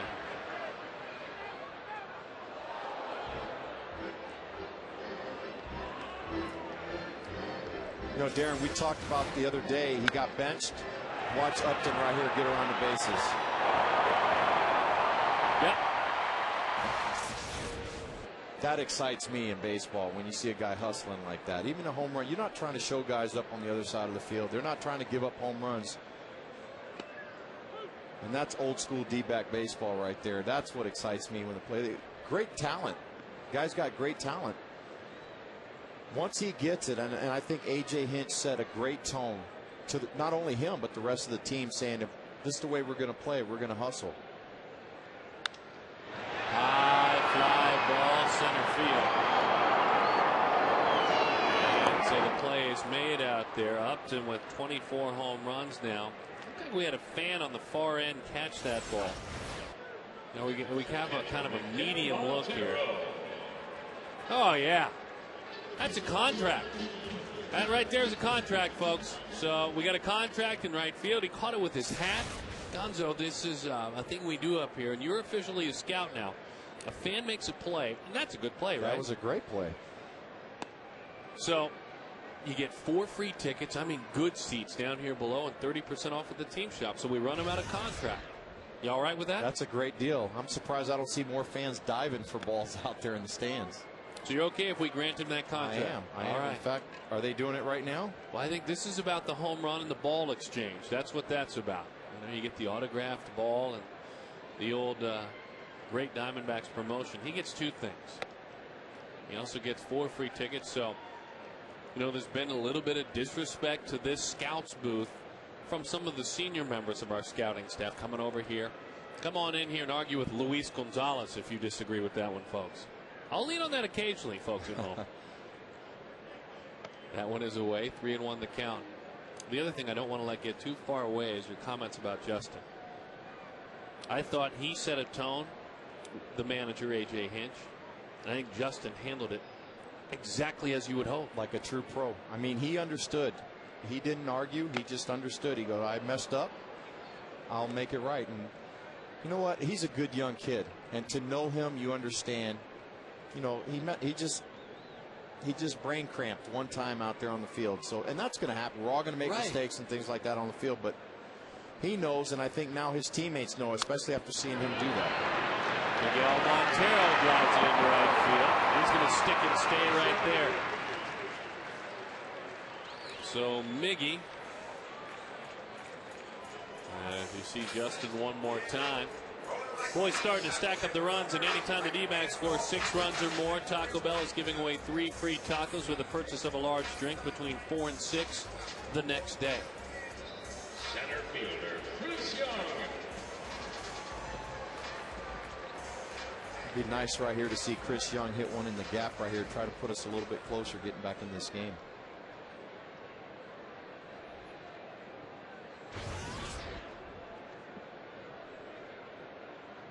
He's had a couple good at-bats tonight.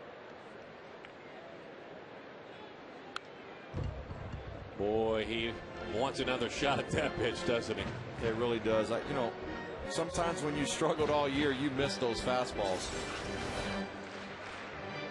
Just got in on him just a little bit. You know, Looper's ball runs in a little bit either way, and he just missed that one. Could get a visit from Chris Bosio. Comes out. The former big league hurler. Remember him, don't you, guys? I do. I really do.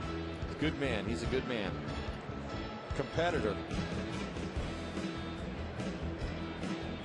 Don Money's down there. Don Money manages in AAA. There's another old school name, you baseball fans. And he manages, as you see the bullpen go to work. David Weathers, storming, tossing down there.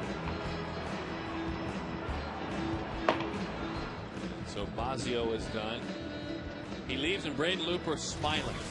So I think the intent was just to loosen him up. And if you know Chris Bosio at all, you know that there may have been a little bit of off-color humor that lightened up Braden Looper.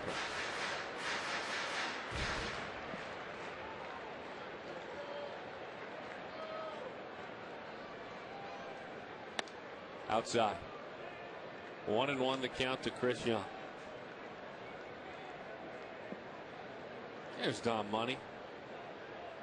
Another old school classic 70s baseball name. In on the hands, popped it up. Racing back Lopez. Felipe makes a basket catch. No, a double play? No. That could not have been allowed to happen, by the way, no, if really that occurred. That was too close for comfort. I mean, Lopez made a fine play. Ken Maka wants to discuss it. And I think right there, Miggy didn't realize how far up the line he had gotten. And Lopez made a good play. Yeah, looked like tag, bag, all happened at about the same time. Yeah, we caught a break right there because that could have went the other way for us. Miguel, let's just pay attention to the task at hand. Don't be listening to those Prince Fielder stories. They're all tall tales anyway. I hit it in the upper deck when I was 12 at Tiger Stadium, blah, blah, blah. Look at him. He's trying to distract him over there. Here's Gerardo Parra. Oh, by the way, we'll hear from Prince Fielder on his home run celebration. Much discussed, but we'll also watch Gerardo Parra shoot one into right field. Miggy all the way into third, puts Prince way in his rearview mirror. Let's see if with 2 outs the Diamondbacks can scratch out another couple of runs. 2 hits tonight for Parra. Nice piece of hitting. I really like the way this guy swings the bat. He doesn't get into panic mode. He's got a nice fluid swing up there, and he uses the whole field. You know, his first couple of games up in the big leagues, I think he hit a home run his first at bat, and I thought he was going to be one of those guys that always looks in, but he's really surprised me the way he uses the whole field out there. So a pitcher that throws down and away to lefties is about to be replaced by a pitcher that throws down and away to lefties. Let's see if they're comfortable with David Weathers, the salty veteran. Holchin waits on deck. Allen will hit. More after this from Chase, 6-2.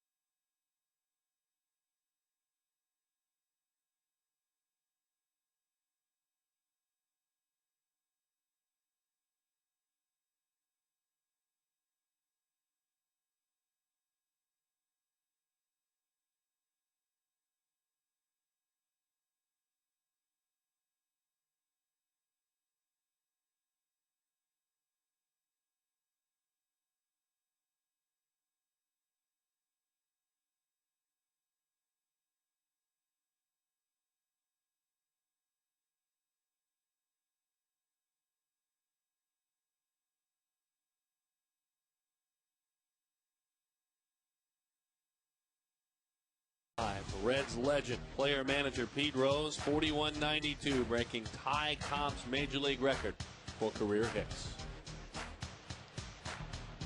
Boy, that's a slice of baseball history on this day. It really is. And congratulations to Derek Jeter tonight. Good call. He became the all-time Yankees hits king in that storied organization. Isn't it fitting he got it on 9/11 in New York City? It's a very, very good point. Someone so close to the situation as you were, a wonderful point. We'll be on with a couple of hits tonight. The Yankees getting beat up by Baltimore, but the fans will all go home happy tonight. Into the seats it goes. Well, this is a guy right here, and David Weathers, that gave me a lot of fits hitting, especially a left-handed hitter. He likes to bury that slider in on your hands, fastball away. You start looking for that slider in, he'll come in with a fastball. So, I mean, he keeps you off track, and that's what a good veteran pitcher does. He goes to left field with it. It's well struck. Back. He can't get there. It's up and over the wall. So that right there, a break. No doubt about it for the Milwaukee Brewers. Because Parra would have scored. He could have crawled home and would have scored. Ryan Braun doesn't get it. And Allen, as we said, facing a pitcher all night that had pitched him away. He was ready that time, away.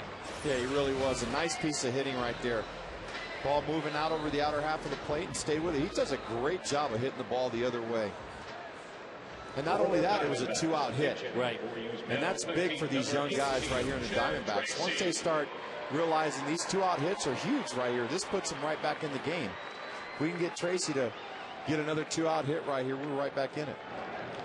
6-3 the score. You said it. You get a hit here, it's a one-run ball game. As that one is low and into Chad Tracy. Tracy hitting just .229, 6 homers, 34 runs batted in. 5 for 11 in his last 13 pinch hit appearances. As that pitch is in. That's what you're talking about, by the way, with Weathers. You just explained that in-out attack he tries to employ.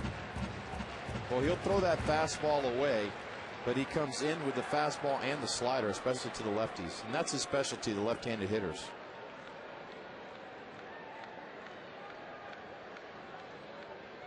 The 2-0. Low. 3-0 the count. Ryan Roberts waits on deck.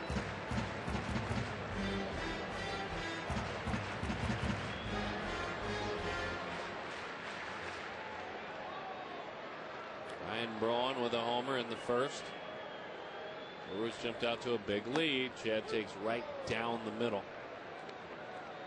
The comeback has begun for Arizona. Parra with a double and an RBI in the fourth, and then here this inning, a home run to right by Justin Upton, and now a double and an RBI by Brandon Allen. Pop that one up a mile high. Will it get to the seats? It's going to be close. And it does. It ends up in the seats. Prince runs out of room. Don't forget, now's the best time to become a 2010 D-back season ticket holder. Not only are you guaranteed seats for next year, you're also guaranteed purchase rights for the 2011 All-Star Game in Chase. 602-462-4600 or visit dbacks.com. And what an exciting time that's going to be here in 2011. Ball 4. Bases loaded.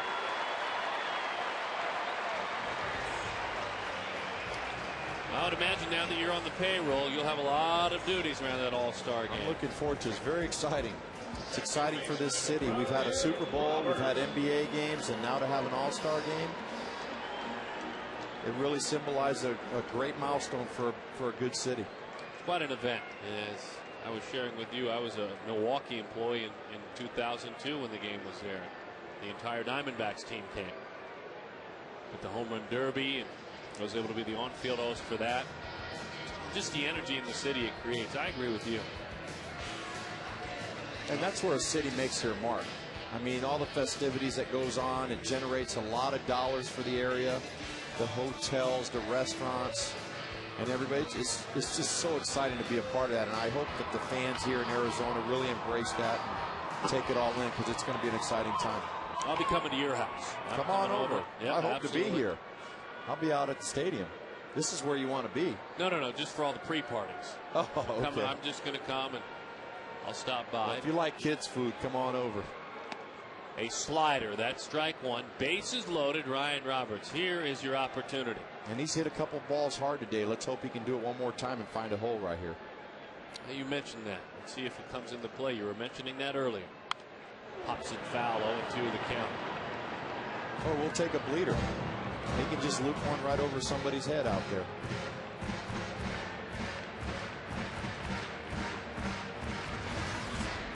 Crafty is usually the term used to describe a left-hander. This man's crafty, though, and he's a right-hander.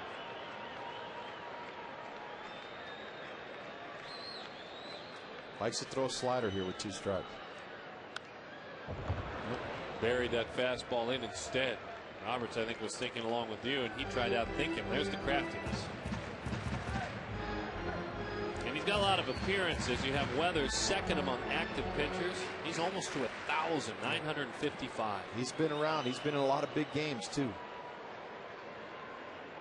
The 0-2. Outside. There's your slider.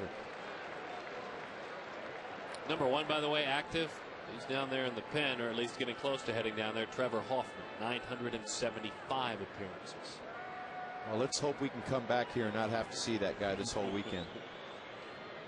The 1-2 pitch. Outside. Cut himself off there with the sinker. It never got near the plate. 2-2.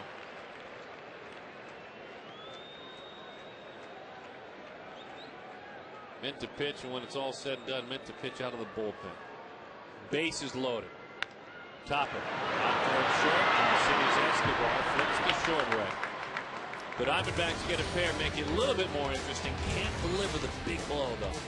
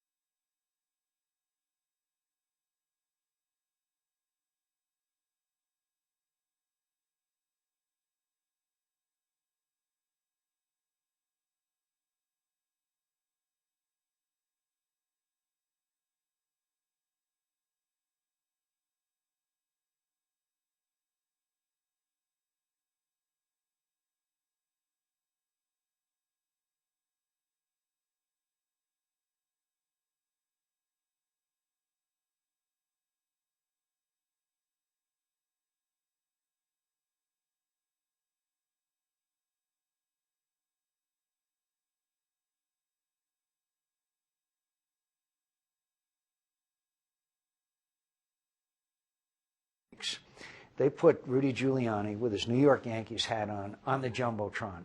Everybody in that stadium stood and cheered Rudy Giuliani. It united America in many ways. It was probably one of those things that will have a larger place even than the excitement of the series because of the circumstances surrounding it. Arizona Senator John McCain, one last remembrance here on 9/11.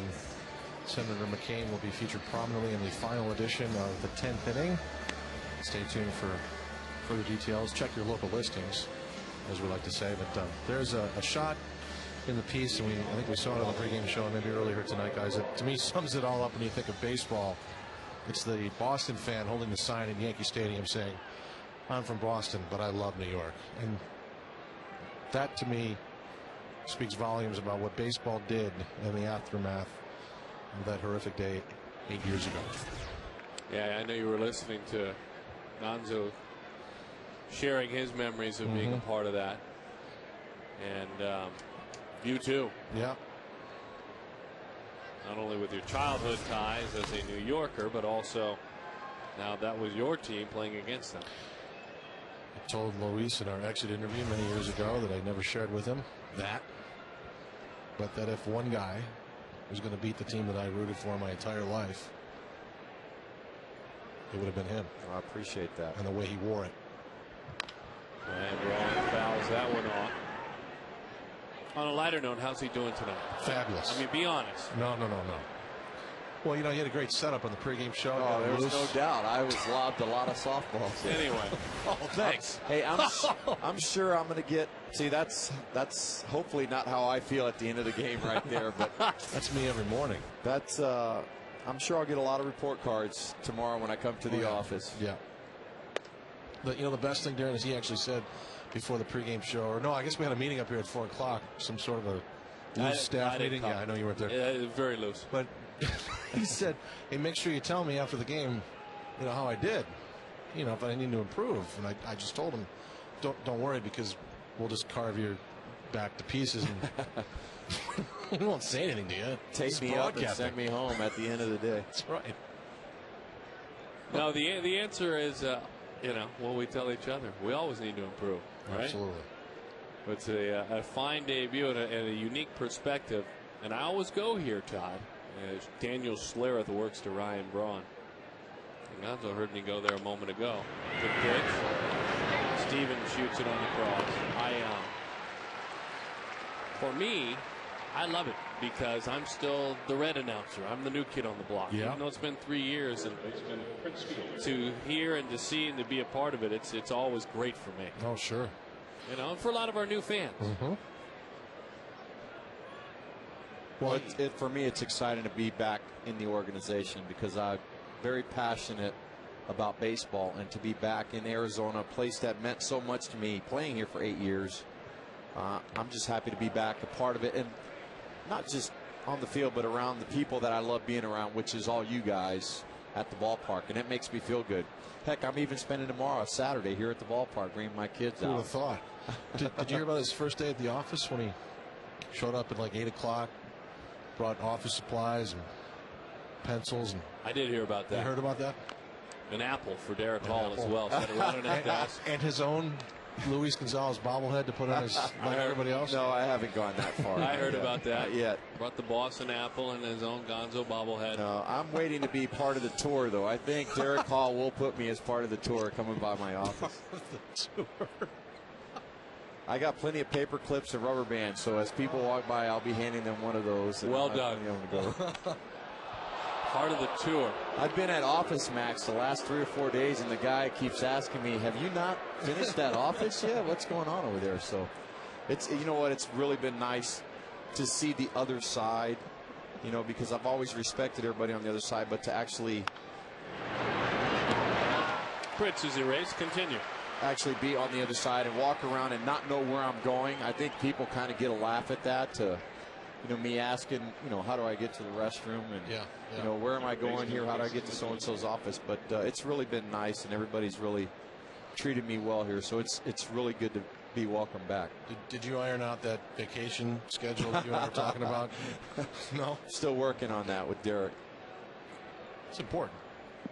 Well, honestly, what made me feel good was when I got here, the first couple days, Josh Burns actually called me in and said, this is our program, this is what we do.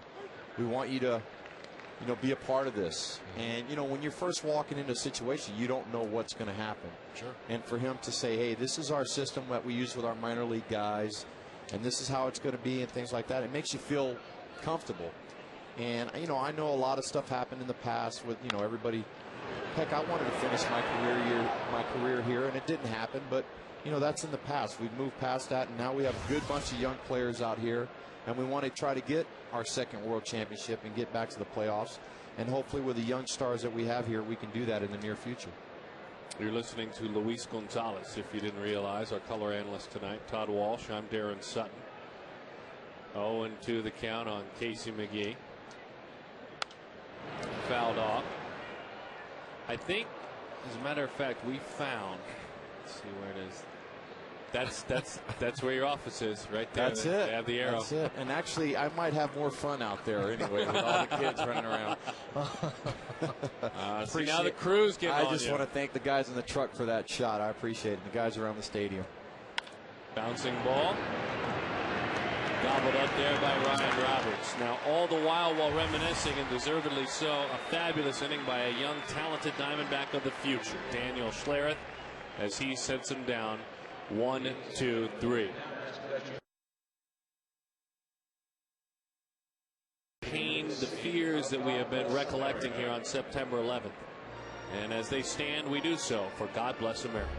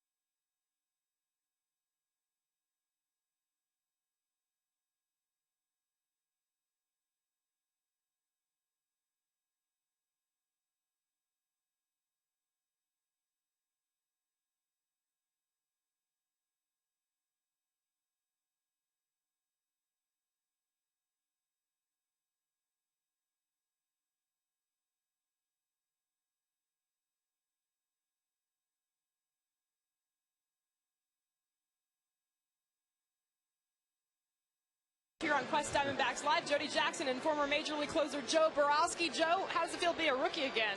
I don't know. The butterflies are back. I thought when I retired they'd be all gone, but they seem to be going away with the Diamondbacks scratching back into this game after falling into an early hole. Yeah, certainly. All right, good to have you, Joe. And we've got a little bit of trivia as we get to know Joe. You know, he led the AL in saves in 2007 with 45, but we'll tell you why in the postgame, why that was historic. Good stuff, and welcome on board, Joe. Enjoy yourself out there. You're in good hands with Jody to get you all set and talk about this ball game. We'll see if, in fact, it is a comeback for the Diamondbacks. They've got more work to do as Steven Drew's erased on a fly ball out to right. He is now 1 for 4. Justin Upton homered as that one is on the inside corner. Our Chaz Roberts cool play. Justin Upton, a beautiful piece of hitting to right. Great play by the fan. He gets a contract for that one. Still not sure if he's gotten it yet. We'll keep an eye on it as that one bounces outside.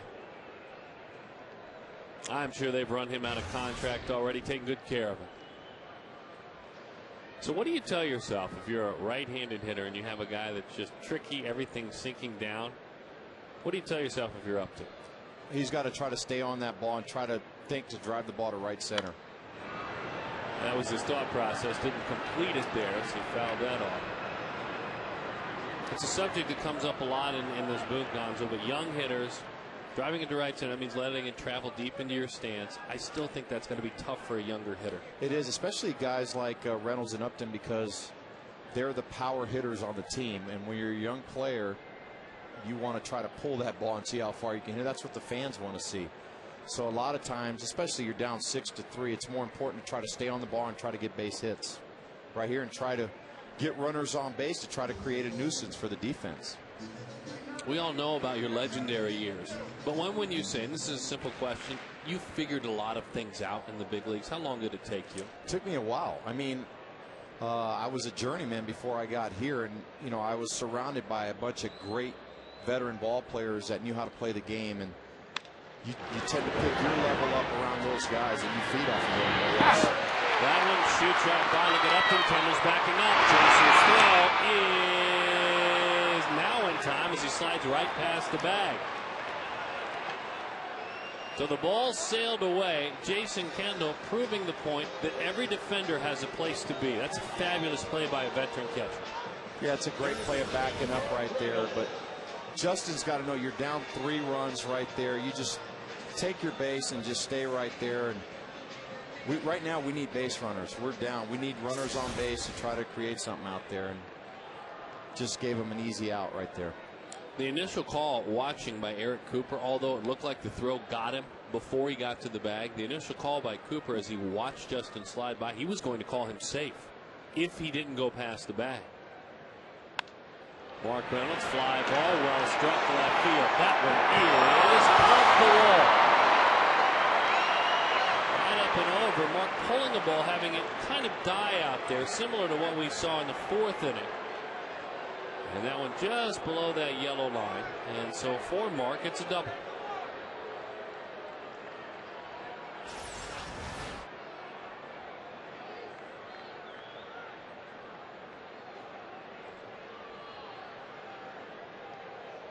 Either way, that's a double. The fan appeared to touch the ball, though it wasn't over the wall when the fan touched it.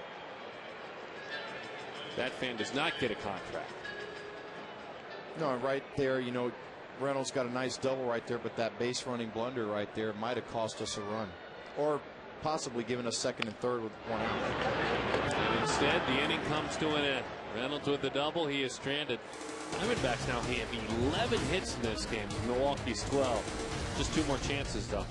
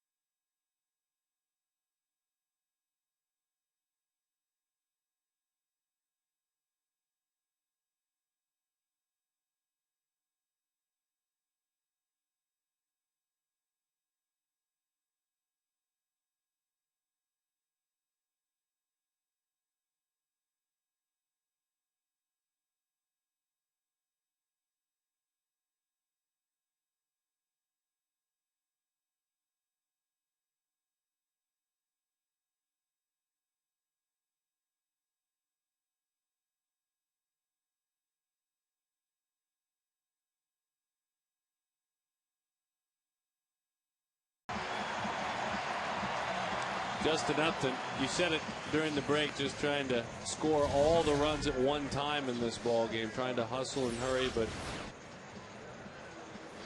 well, I mean, you like the aggressiveness. He was coming out of the box, running the ball hard, but you're down 3 runs right there. He saw the ball kick back, and then he knew he was in trouble right there when he peeked over his shoulder and saw Kendall.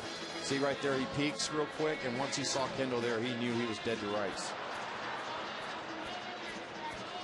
So he's waiting. He was going to call him safe. And this is part of the growing pains that some of these young guys are going to have right here. These are just unexcusable mistakes, but they're young players. So hopefully he learns from that and that won't happen again.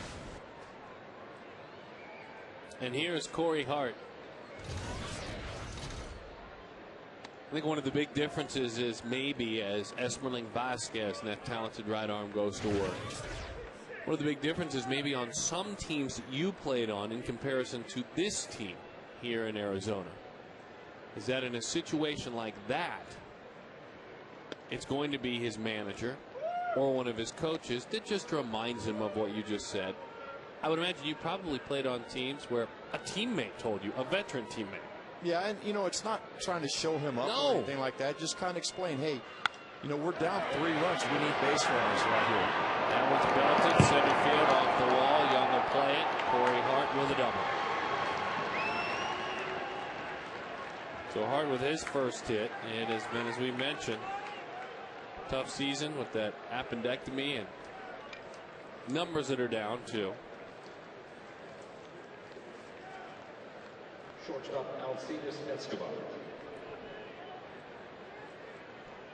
Yeah, and some of these growing pains that these guys are going through right now, 4 or 5 years from now, these guys are going to be the ones that are going to sit the young kids down and say, you're not supposed to do this. And that's part of the growing process of having a young team out there.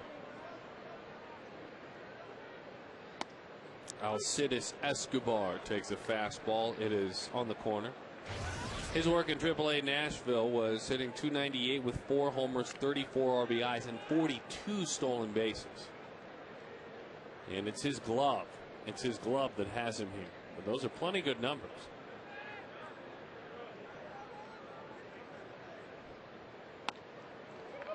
Speaking, as I mentioned earlier, with Don Money, former Brewer and longtime major leaguer, AAA manager, managed Escobar. I was asking him how J.J. Hardy took the demotion, how he handled himself down in AAA. He said he handled himself professionally. He was ready to play every day. Trying to, A, fight his way back and prove that he belonged. And then I said, all right, well, tell me about the kid that replaced him on the roster. Tell me about Escobar. And he just laughed. And as he walked away, I said, so I take it that's good? He said, you've got to be kidding me. So sometimes old school baseball guys, he's much older than you, but you're an old school baseball guy. You know, there's just an obvious way of discussing how good a player is. And a giggle and a smile sometimes says a lot. There's that one on a backhand. Montero blocked it up. Yeah, and those guys realize, you know, they've been around the game so long when they have a special player. I mean, when they see this guy day in and day out, they realize how valuable they are going to be to the organization for many years to come. Guy like those two that we just saw. 2-2 the count. Bouncing ball. Stevens sets, fires. Going to third is Hart. The throw is in time. Nice throw, Brandon Allen. Haven't really had a chance to see the young man throw. We saw it there. Not every first baseman is known for their arm. Oh, you're exactly right. Nice play right there by Drew. Sets his feet, throws across the diamond. Allen makes the throw right on the money to get Hart right there.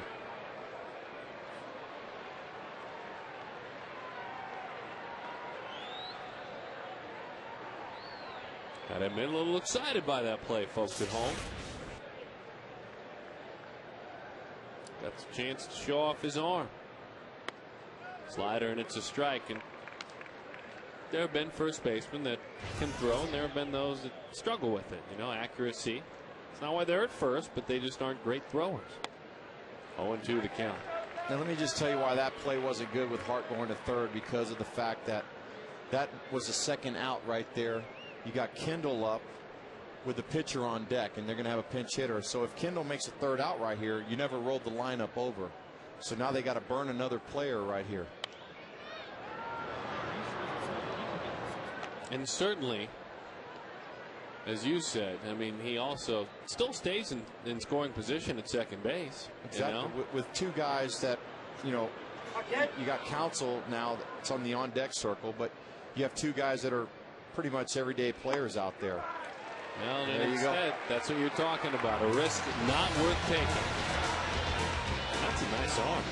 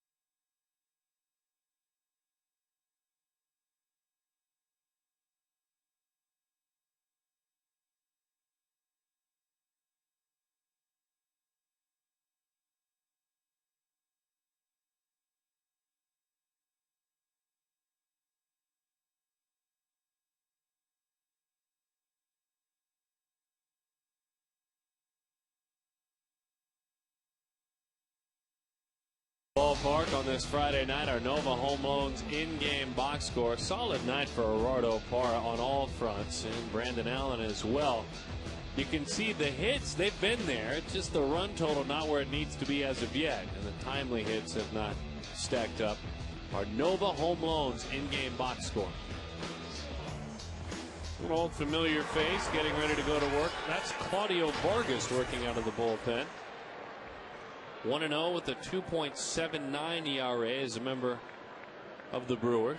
Was picked up from the Dodgers on July 31st in exchange for Vinny Rotino.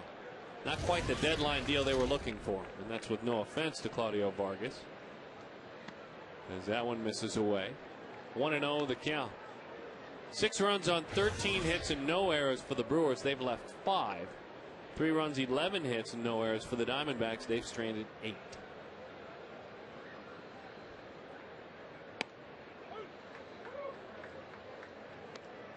And Claudio's a guy with a fastball, slider, changeup.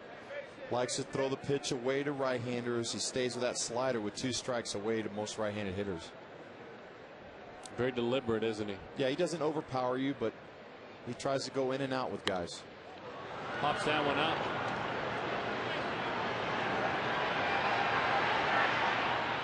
That one is put away by Escobar.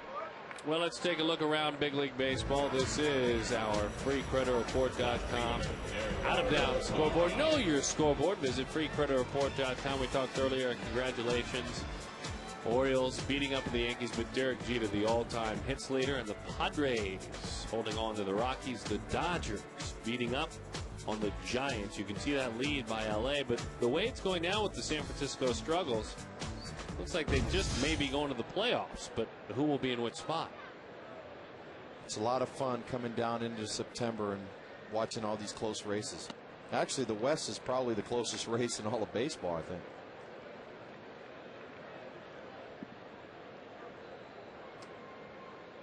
Colorado 2 back. San Francisco 4.5 back of Colorado in the wild card. And with the Giants losing again 5-1 tonight, it's getting very bleak in San Francisco, only because the calendar is their enemy right now. And unfortunately, these are the games you have to win if you're San Francisco. Oh, there's no doubt. You have to. Every game is very meaningful right now. You know, they always say you try to build your leads in April and May, but you know, before injuries and things start taking over, and now's when all those games come in handy. Fly ball left field. Ryan Braun is there to make the play for the out. hang with us for the top of the 9th inning and, of course, the post-game show. But we will see your thoughts on our text poll with regard to the choreographed, if that's the proper word, celebration by Milwaukee and Prince Fielder. We know you've been voting. We have managed to have Gonzo hold back on his thoughts. It's been very tough. I'm very curious to see how the fans have voted. And we'll also hear from Prince Fielder as well. Not a subject that he has opted to discuss quite a bit with the members of the media, but he discussed it with us. You're the inside man. You've been there for a while. Very comfortable when he's around a guy that he's known for a long time. So in other words, I tricked him. Yeah. Well, I think he has familiarity with you, and he knows, you know. I thanked him after for talking about it, you know. Well, you were there for a long time, and when you see somebody they're very comfortable around, and just like you said, you won't see him talking about it too much, but obviously he felt very comfortable with you there. I gave him the crux and how we were going to, you know, full disclosure, I shared with him the entire situation what we've had tonight. Spoken like a player, though, who knew who he could trust, by the way, when you played. 2-1 the count. Brandon Allen fouls that one into the seats. A nice play made up there by a fan. Oh, my goodness. How about that with a little one right by? There's a contract. There's the contract. So out in deep right field and then up above. 2 contracts tonight. Nice play. 2-2 the count.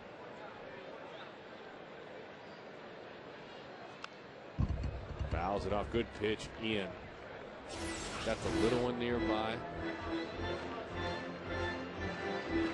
Oh my gosh. Save the baby. He was hanging over. He was protecting his family right there. Well, that's what this is all about. That's why we have contracts for guys like that. I have nothing to say the rest of the inning. I'm totally taken aback by that gentleman. The 2-2 fouls it off. That'll keep you off the soft stuff. Those pitches in back to back. Yeah, but Allen's, he's fought 2 pitches off, 2 tough pitches right there, and hoping that he can catch a mistake by Vargas right here. He's had a good night at the plate, hitting the ball the other way.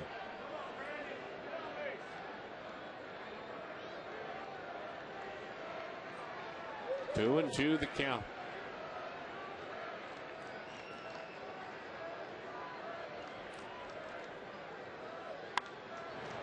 All right. He stays in, but it was soft. So fastball's in, then a slider in, and the count remains 2-2. That's a tough pitch to keep fair. He's either going to stay hard in with a fastball or he's going to throw him something very soft away, because he just showed him a pitch in right here.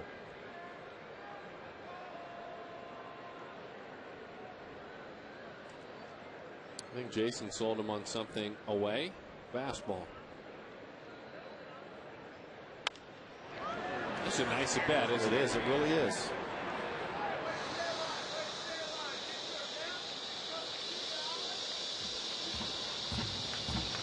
And despite the score right now, I think that's what your hitting coach likes to see, when a guy's battling like that and putting a good at-bat on there, and hopefully he can get something out over the plate and put a good swing at it.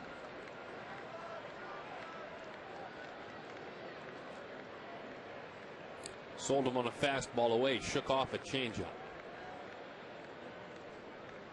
2-2. Missed the spot. Otherwise, that's not far from a strike. He wanted it away, sailed it on the inner third. So the great at bat rolls on.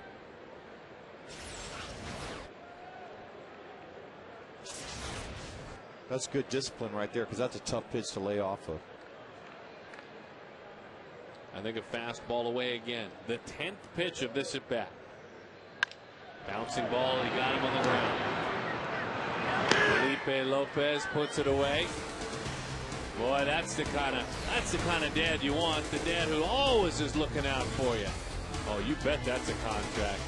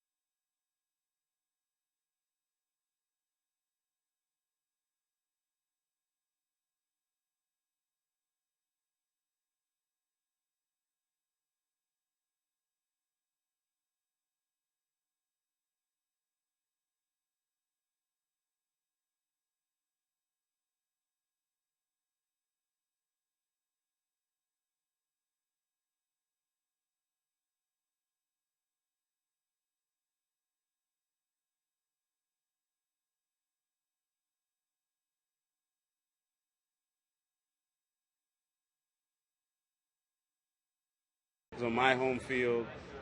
And, I mean, you know, I'm just not one to talk in the media about things, you know. So if someone doesn't like it, they can talk to me. But if they liked it, great.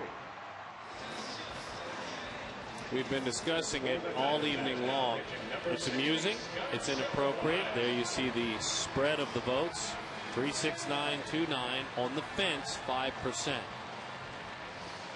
And that was a walk-off win the other day against the San Francisco Giants.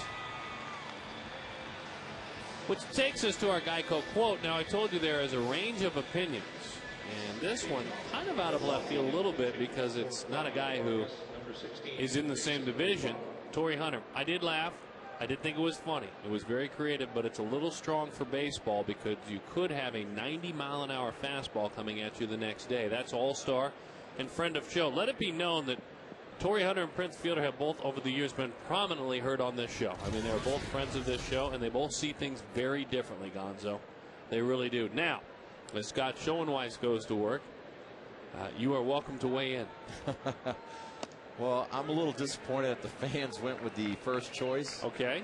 The 30, what was it, 36 or 39? I'd like to thank my family for texting in on that one. But I agree with Torrey Hunter. You know, in this day, I understand the game has changed a lot. Reynolds, what a play, and it did. Hold your thought for 1 second. Mark Reynolds, we talked about this the other night. Last year, Mark might have stopped this ball, but he doesn't finish it. He sealed the deal.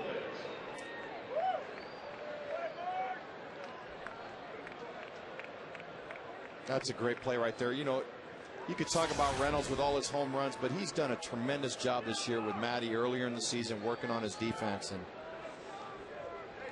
I wouldn't be surprised in the next couple of years, you know, with David Wright and some of these other third basemen, he's going to be one of the elite third basemen in this game. But continue your thought. Well, getting back to the celebration on the field, you know, in this day and age in sports, you have Shaq doing all his stuff with basketball and LeBron, and that sets a tone for all these younger players. And I think Fielder took it upon himself to be creative, and that had to be planned. That had to be planned somewhere down the road. You know, he might have been talking with his teammates. If this ever happens, this is what I want to do. So, you know, it's funny. I text one of my former teammates, Counsel, who's on that team, and he never texted me back because I said, please tell me that wasn't you on the far left corner. But he was one of the first ones that popped up because I think in the back of his mind, he knew there was a lot of players that were going to see that later on that night. All right. So duly noted and respectfully noted. There's Craig. What a good man. What a sharp tongue, too, by the way. He's going to be a good manager somewhere down the road. He's very good with his teammates, and he's been a valuable asset to that ball club. Yeah, he is, in talking with Craig. Heck, I played against Craig in the minor leagues. I mean, he is a guy that, as that one has popped up, Felipe Lopez erased. Craig is a guy that, when you talk baseball, will hang by the manager and see if he's with him, see if he's 2 or 3 steps or 2 or 3 innings ahead. And it's been interesting talking baseball with Craig, as you do as a teammate and now a friend, but he's right there with managers. He is, and you know what? He grew up in a great environment. His dad worked for the Brewers for a long time, and he grew up watching Yount, Molitor, you know, guys like that were always there. So, you know, to have those guys and watch those guys play when you're a young kid and idolize those players, it's amazing when you sit down and talk to him. He could tell you some Brewer games of what's going to. We were watching a game in the past, and he was telling us what was going to happen before it happened. And to have a memory like that of games that happened 20 years ago, it's unbelievable. By the way, for the record, and it's not just because it's you. You know, you and I will give each other the business regularly, but I agree with your thoughts on the celebration. I understand. I'm a dad. I have youngsters, and I try and stay hip and keep up. I do my best as a father, as you do too. And I cover guys that are from anywhere from 21 to 30 years old. They're all youngsters. But there's also a game that has been around for a long, long time. And though it evolves in the music that's played in the ballpark and the beautiful high-definition scoreboards that are in center field, there's a certain respect that I think a lot of us come to expect that is part of the game. Well, you know, we understand this is an entertainment. People come out and they cheer for their teams and things like that, but there's another team on the other side that's trying to win the game too, and you want to show that mutual respect. And I think as a player, as time goes on and you've played so many years in the major leagues, when you're done playing, it's great that the fans recognize you, but really what you want to earn is the respect from the guys you played against. And when you earn that, then you know you did it the right way out there. Mike Cameron draws a walk. And by the way, in the post-game show, Gonzo and I will kind of further the conversation with what Cameron went through at 25 years old and what Chris Young has gone through this year. And Mike stunned all of us, I think, when we talked to Mike about Chris, how closely he's been watching Chris's season.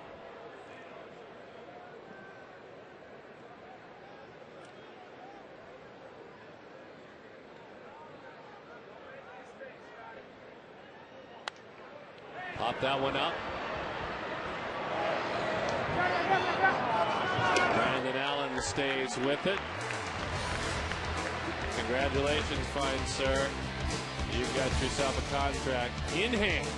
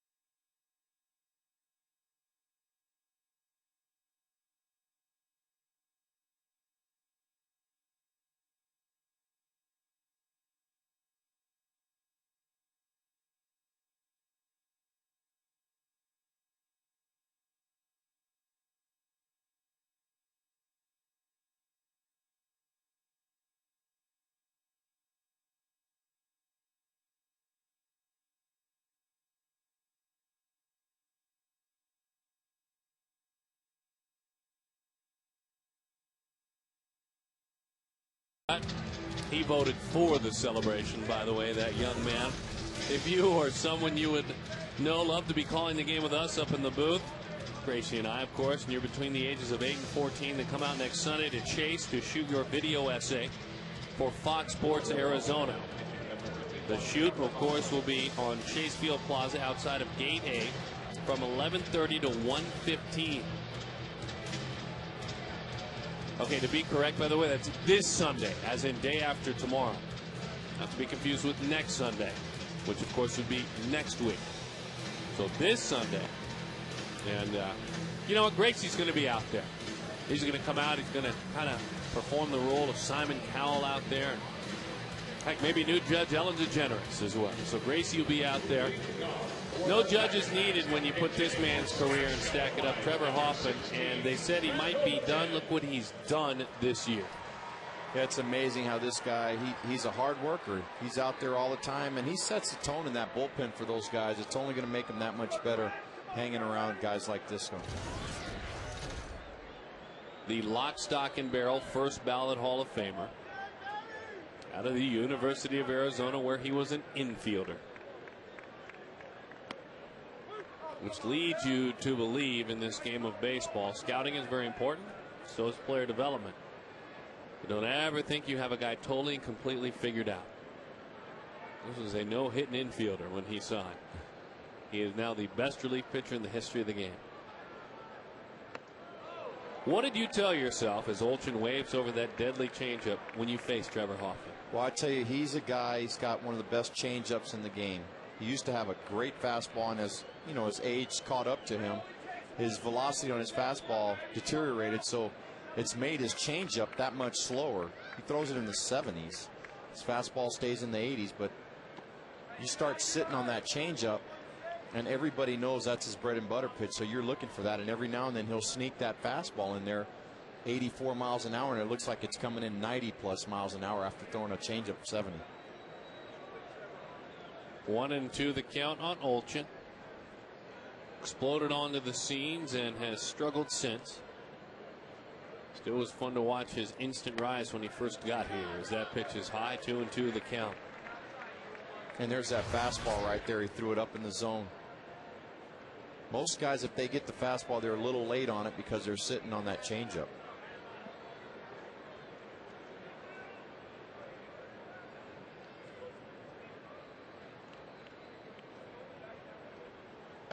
Outside. There's that 84 you were talking about. You know, I really think it's better sometimes that these guys don't know that much about Hoffman, because as a veteran player, sometimes you overanalyze because you've seen him so many times. When you're a young player, you just kind of go, you know his reputation, but you just go up there and try to see it and hit it. 3-2.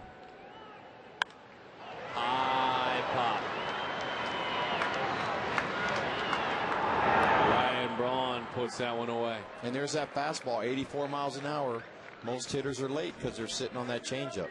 It's funny to back up the story you just told, by the way. My father, near the end of what turned out to be a Hall of Fame career, because he had earned the right, would pitch in B games or minor league games so he could get to the golf course by, noon for a tee time in spring training. And so he would go down and pitch in those AA games that started at 10 a.m. and they would beat him up because you couldn't set him up.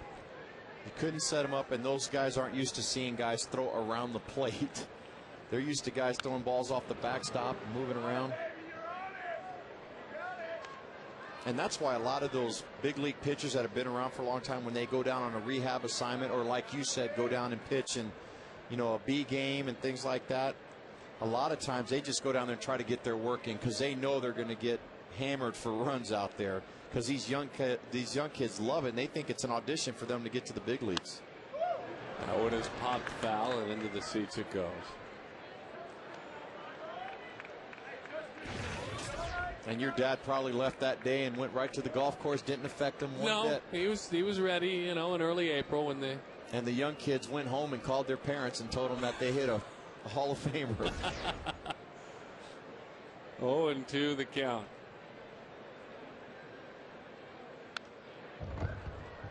'84, right down the middle. And that's, he gets away with that because, like I said earlier, hitters are waiting for that changeup, and when they get that fastball, they miss it 9 times out of 10. 584 career saves. Mariano Rivera 521. Lee Smith 478. Changeup, he bounces it in there. 1-2. Growing up in Southern California, his dad was an usher. He would go to his dad to what was then called Anaheim Stadium. His dad was the emergency fill-in, by the way, on the national anthem. If there was traffic that got the anthem, the singer stuck. So his dad sang the anthem a lot before Angels games. That changeup bounces in there. As Gonzo said so, I think accurately and appropriately, he is known as one of the most tireless workers in the game. Physical fitness, routine, all part of his preparation. And it's great to have a guy like that around, because when you have young players, he sets the tone for those guys and shows them the work habits to make him successful like he's been. That one belted center field. Made it look easy, Mike Cameron. To the base of the wall he was sent, up underneath that balcony. So Roberts is erased.